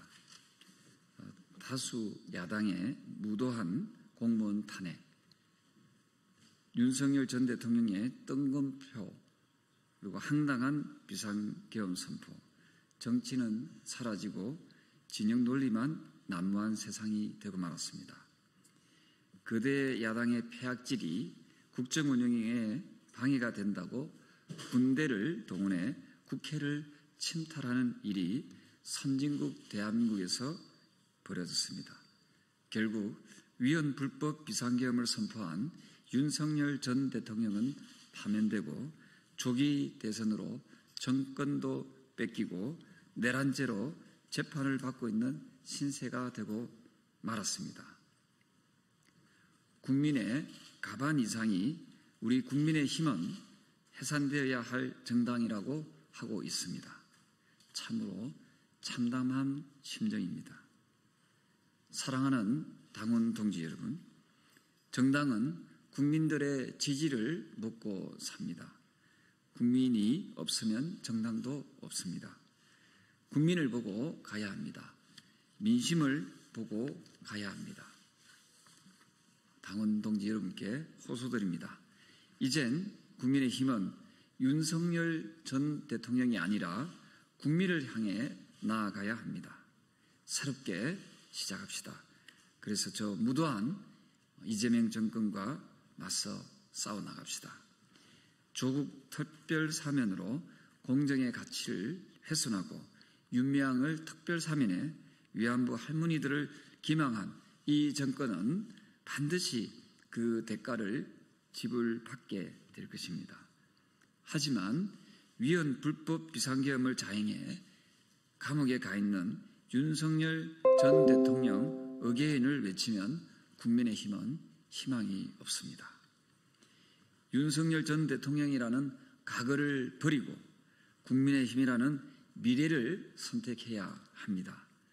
이재명 정권의 특검도 피하고 숨는다고 해결될 수 없습니다. 피하면 범인이 되고 숨으면 죄인이 됩니다. 무엇이 두렵습니까? 저 조경태가 있는 한 국민의힘은 결코 해산되지 않습니다. 과거에 붙잡히면 분열이고 미래를 향해 나아가면 하나가 됩니다. 희망이 됩니다. 윤 어게인은 패배이고 정통보수 어게인은 승리입니다. 저 조경태가 앞장서겠습니다. 조경태가 해내겠습니다. 그래서 국민의힘이 승리하겠습니다. 8월 21일 존경하는 당원동 여러분 꼭 투표해 주십시오. 감사합니다.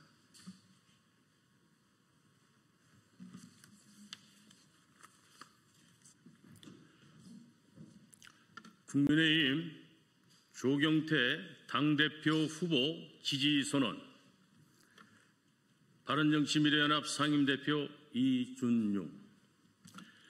존경하는 국민 여러분, 국민의힘 당원 동지 여러분, 저는 국민의힘 전신인 새누리당 중앙위원회 위원으로 활동했으며 제21대 대통령 선거 국민통합위원회 수석 부위원장, 국가대개조위원회 수석 부위원장을 역임한 바른정치미래연합 상임대표 이준용입니다.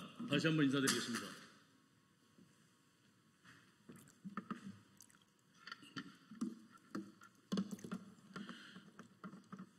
오늘 저는 조경태 의원에 대한 확고한 지지를 선언합니다. 지난 12월 3일을 기억하십니까?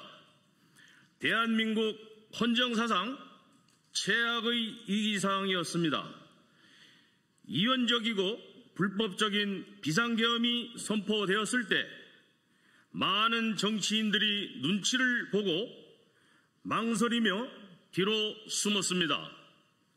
하지만 조경태 의원은 달랐습니다. 주저하지 않고 즉각 비상계엄 해제를 요구했으며 헌법과 법치주의를 지키기 위해 행동했습니다. 이것이 정치적 계산이었겠습니까? 아닙니다. 정치인으로서의 양심이었고 신념이었습니다. 바로 그 순간 저는 확신했습니다. 이런 사람이야말로 우리가 찾던 진정한 정치인, 바른 정치인이다는 것을. 조경태 후보는 육선의 검증된 경험을 가진 유일한 후보입니다.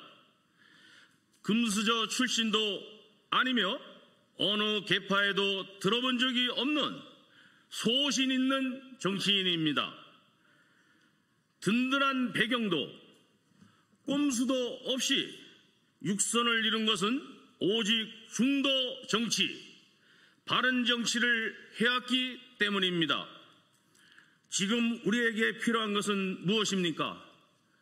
국민의힘의 개파 정치의 청산입니다.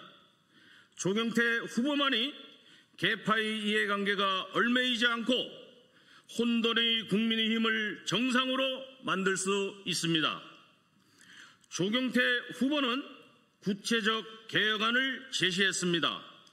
상설 인적 쇄신위원회로 성역 없는 책임규명을 당원에게 당원 주권 명시로 진정한 당원 중심 정당을 원외 활성화와 중앙위 역할 강화로 전국적 민심 수용을 약속했습니다. 이는 공허한 구호가 아닌 실현 가능한 로드맵입니다. 육선의 정치 경험을 가진 후보가 또 있습니까? 내란 정당 이미지에서 벗어나 여당의 독재를 막아낼 역량을 가진 후보가 또 있습니까? 합리적인 국민의힘 당원들이라면 사실 모두 알고 있을 뿐입니다. 이미 각종 언론 조사에서 조경태 후보가 일반 국민과 중도층에서 1위를 달리고 있는 이유가 그것입니다.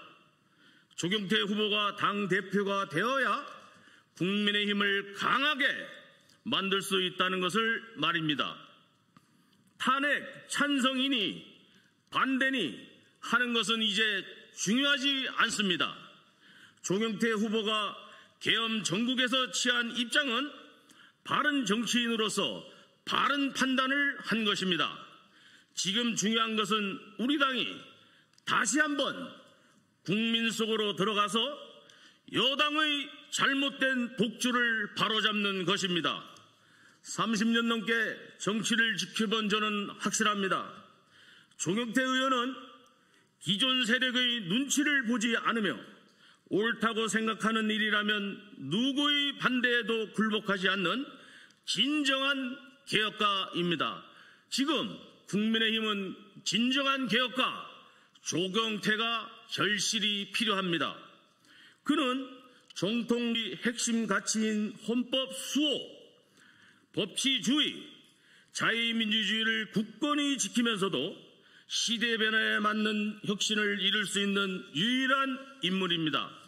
저는 국민의힘 선거인단의 한 사람으로서 조경태 후보의 당대표 당선은 시대의 부름이라고 확신합니다. 이번 전당대회는 단순한 당대표 선출이 아닙니다.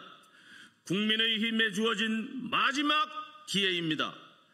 이 기회를 마저 놓치려고 아직은 국민의힘에서 지금까지도 탄핵 반대편의 찬성판이 갈리고 있습니다. 과거의 실패로 되돌아갈 것인가, 아니면 새로운 희망의 시대를 열 것인가의 갈림길입니다.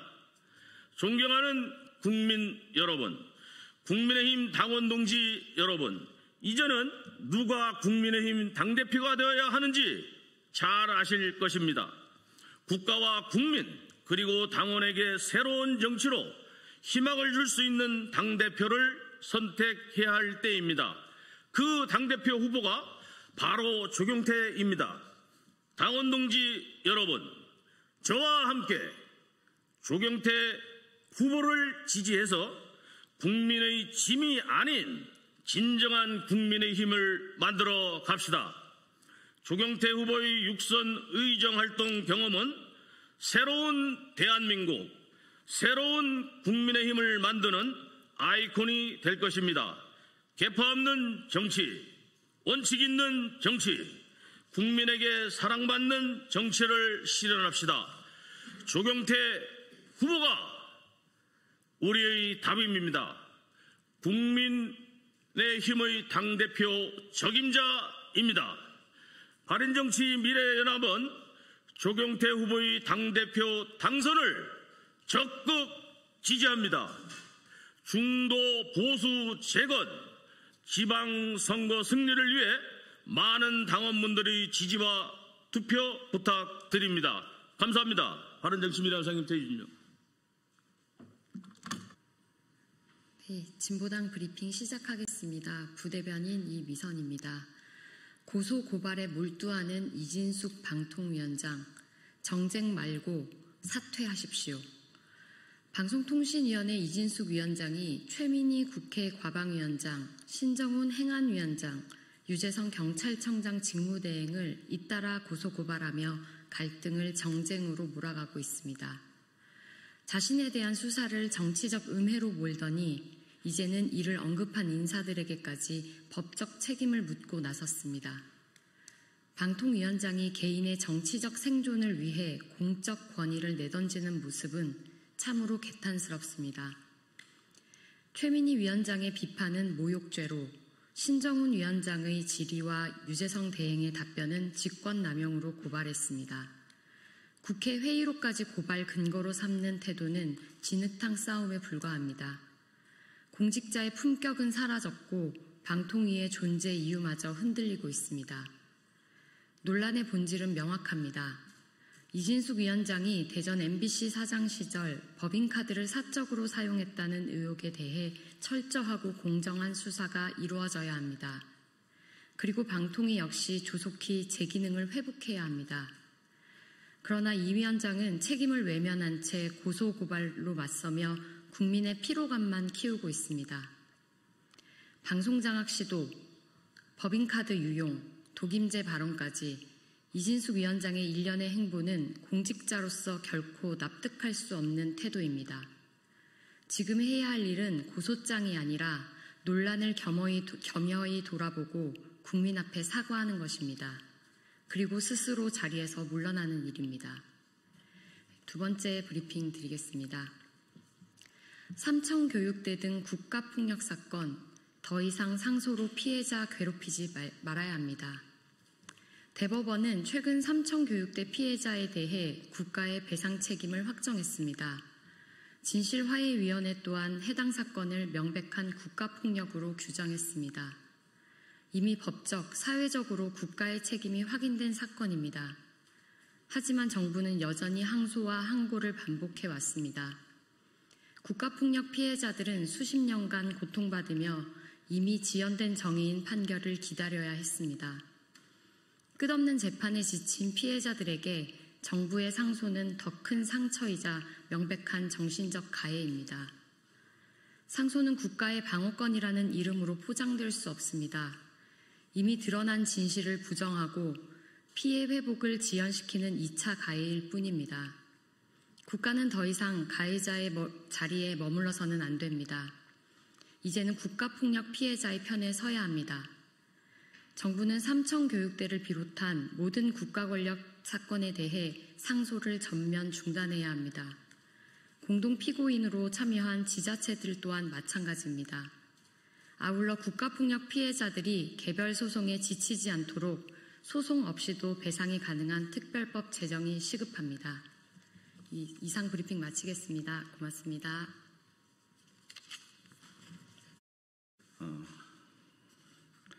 논평할 게 있어서 이 자리에 섰습니다. 국민의힘 당대회는 윤, 계엄, 옹호, 구구망상과 입틀막에 완전히 잠식당했습니다.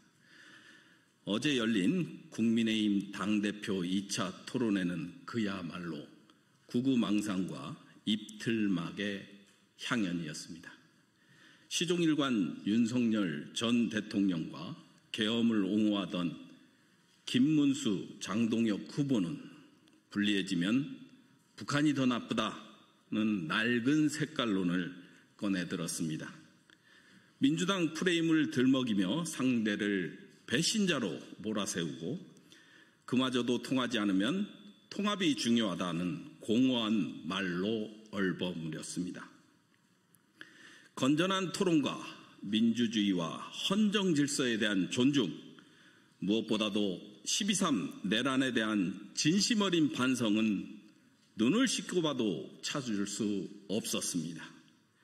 김문수 후보는 계엄으로 해서는 한 사람도 살상된다든지 이런 것은 없었다는 궤변을 늘어놓더니 핵무기는 최하 20만 명, 30만 명 이상이 한꺼번에 살상되지 않습니까? 라며 자당 후보들을 대상으로 색깔론 공세를 폈습니다. 장동혁 후보는 계엄 해제 이후에도 내란 동조 세력이 있다는 말로 당내 탄핵 찬성파의 배신자 낙인을 찍었습니다. 게다가 청년 최고위원 후보도 똑같았습니다. 손수조 후보는 계엄령은 민주당 탄압 속에 어쩔 수 없었다는 사실을 깨우쳤다는 말이라며 민주당이 좋으면 민주당으로 가라는 유치한 막말을 내뱉었습니다. 미래 세대 역시 최소한의 민주주의 가치와 소양을 보여주지 못했습니다. 이번 국민의힘 토론회는 12.3 내란 종식이 아직 끝나지 않았다는 사실을 생생히 보여줬습니다. 권력을 잃고도 여전히 구구망상에 사로잡혀 민주주의와 헌법을 존중하는 목소리를 입틀막하는데 만에 하나 권력을 잡게 되면 어떻게 나오겠습니까? 이들이 권력을 갖는 게 얼마나 위험천만한 일인지 다시금 실감하지 않을 수 없습니다. 윤노계인에 이어 계엄 옹호까지 국민의힘은 영영 구구 내란 옹호 정당으로 남겠다는 것인지 국민은 묻고 있습니다. 국민은 대통령 지지율이 아니라 진짜 국민 운운하는 내란 옹호 정당에 성이 나 있습니다. 더불어민주당과 국민주권 정부에게 국민은 가짜, 진짜가 있을 수 없기에 온 국민을 위해 전력을 다할 뿐입니다. 국민은 민생 회복에 여념이 없는 이재명 정부보다는 아스팔트 구구에 장악된 국민의힘을 걱정하고 있다고 충고를 드립니다. 국민은 기억합니다. 지난 2년 전 취임 2달 만에 윤석열 정부의 국정평가는 부정평가가 과반을 넘은 레드크로스가 되었습니다. 이후 국민의힘은 어떠한 자기성찰이나 변화도 거부한 채 국민은 안중에도 없이 내란을 옹호하고 나아가 윤석열과 전환길만을 이야기하고 있습니다. 더불어민주당은 국민주권 정부와 함께 민생경기 회복에 최선을 다하고 있습니다. 최근 발표된 경제동향을 보더라도 신속한 추경 집행과 민생회복 소비 쿠폰이 내수 활성화의 계기가 되었습니다. 7월 취업자 수는 전년 동월 대비 17만 1천 명 증가했고 고용률은 63.4%로 전년 동월 대비 0.1% 상승했습니다. 물가 상승폭은 둔화되었고 더불어 불안하던 부동산 시장도 부동산 대책 이후 안정세를 되찾았습니다. 지난 2달간 그랬듯 더불어민주당은 앞으로도 이재명 정부와 함께 국민께 약속드린 민생 회복과 경제 회복 그리고 내란 극복을 위해 묵묵히 맡은 바 소임을 다해 국민께 보답드리겠습니다. 더불어민주당은 국민의 힘에 항상 국민의 목소리를 경청하는 국민주권 정부의 지지율 걱정은 접어둘 것을 권합니다. 국민의힘이 내란 옹호 타령, 계몽령 타령이나 하며 국민이 해산을 걱정하는 정당이 아니라 성찰과 고백을 통해 더불어민주당과 함께 국민을 걱정하는 정당으로 거듭나길 국민과 함께 촉구합니다. 감사합니다. 조국혁신당 대변인 한가선입니다. 오늘 국민의힘 송원석 원내대표 발언과 안철수 의원 발언과 관련한 내용으로 논평 2개 진행하도록 하겠습니다. 첫 번째 논평 제목입니다. 국민의힘은 통합이라는 미명하에 내란 옹호를 면죄부 받을 생각 말라. 국민의힘이 특검 수사에 대해 야당 탄압으로 규정하며 반발하고 있습니다. 오늘 비상대책위원회에서 송원석 원내대표는 특검 압수수색을 두고 국민의힘 당원 전체를 잠재적 범죄자로 취급한다고 표현했습니다. 속담으로 도둑이 제발 저린다고 합니다. 의원들과 주요 당직자들 발이 저리니까 엄한 당원들을 동원해 총알바지하는 형국입니다. 당직자와 당원이 무슨 죄입니까? 시킨 의원과 지도부가 문제겠죠. 김대중 전 대통령 서거 16주기 추모식에서도 국민의힘 송원석 원내대표는 차마 국민이 듣기에 참담한 주장을 했습니다. 김 전 대통령은 화합과 통합의 정치를 해왔다며 마치 특검이 정치보복과 진영 갈등을 야기한다는 듯이 표현했습니다. 앞으로 보나 뒤로 보나 국민의힘은 더 이상 가망이 없습니다. 차기 지도부도 윤어게인 수준을 벗어나기 어려워 보입니다. 대한민국에 나치당이 처음 출현할 판입니다. 내란을 극복하지 못한 정당은 민주주의 사회에 존재할 이유가 없습니다. 정당 해산이 답입니다. 두 번째 논평 제목입니다. 안철수에게 남은 정치적 자산은 혐오와 조롱뿐인가? 여태껏 윤핵관의 협박에 침묵으로 일관해왔던 안철수 의원이 조국 전 대표를 향해서는 땡큐 운운하며 갑자기 조롱할 용기를 내고 있습니다. 안철수 의원의 선택적 용기 앞에 문득 떠오르는 장면들이 있습니다. 2018년 선거 참패 후 독일에 간다고 했다가 서울에 있는 것이 들통나서 기자의 질문을 피해 비상계단으로 황급히 도망치던 비겁한 뒷모습입니다. 2022년 대통령 선거에선 윤석열과의 공동정부를 약속하며 전격 단일화를 선언했지만 약속이 파기된 후 한마디도 못했던 그의 모습도 떠오릅니다. 검찰 권력을 손에 쥐고 반대 정치인을 사법 사냥하며 비상계엄을 통해 무력으로 민주주의를 짓밟으려 했던 윤석열 정부 앞에선 한없이 순한 햄스터처럼 굴다가 민주정부가 출범하니 마치 호랑이로 돌변해 호통치려는 모습이 낯설게만 느껴집니다. 독재를 꿈꾸던 자 앞에서는 한없이 몸을 낮추고 민주정부 앞에서는 신나게 돌을 던지는 안철수는 강약 약강의 전형이라고 할 수 있습니다. SNS로 자극적인 단어들만을 내뱉는 안철수에게 이제 남은 정치적 자산이라고는 혐오와 조롱뿐인 듯합니다. 안철수라는 정치인의 비루한 민낯에 씁쓸하고 안타까운 마음을 표합니다. 이상입니다.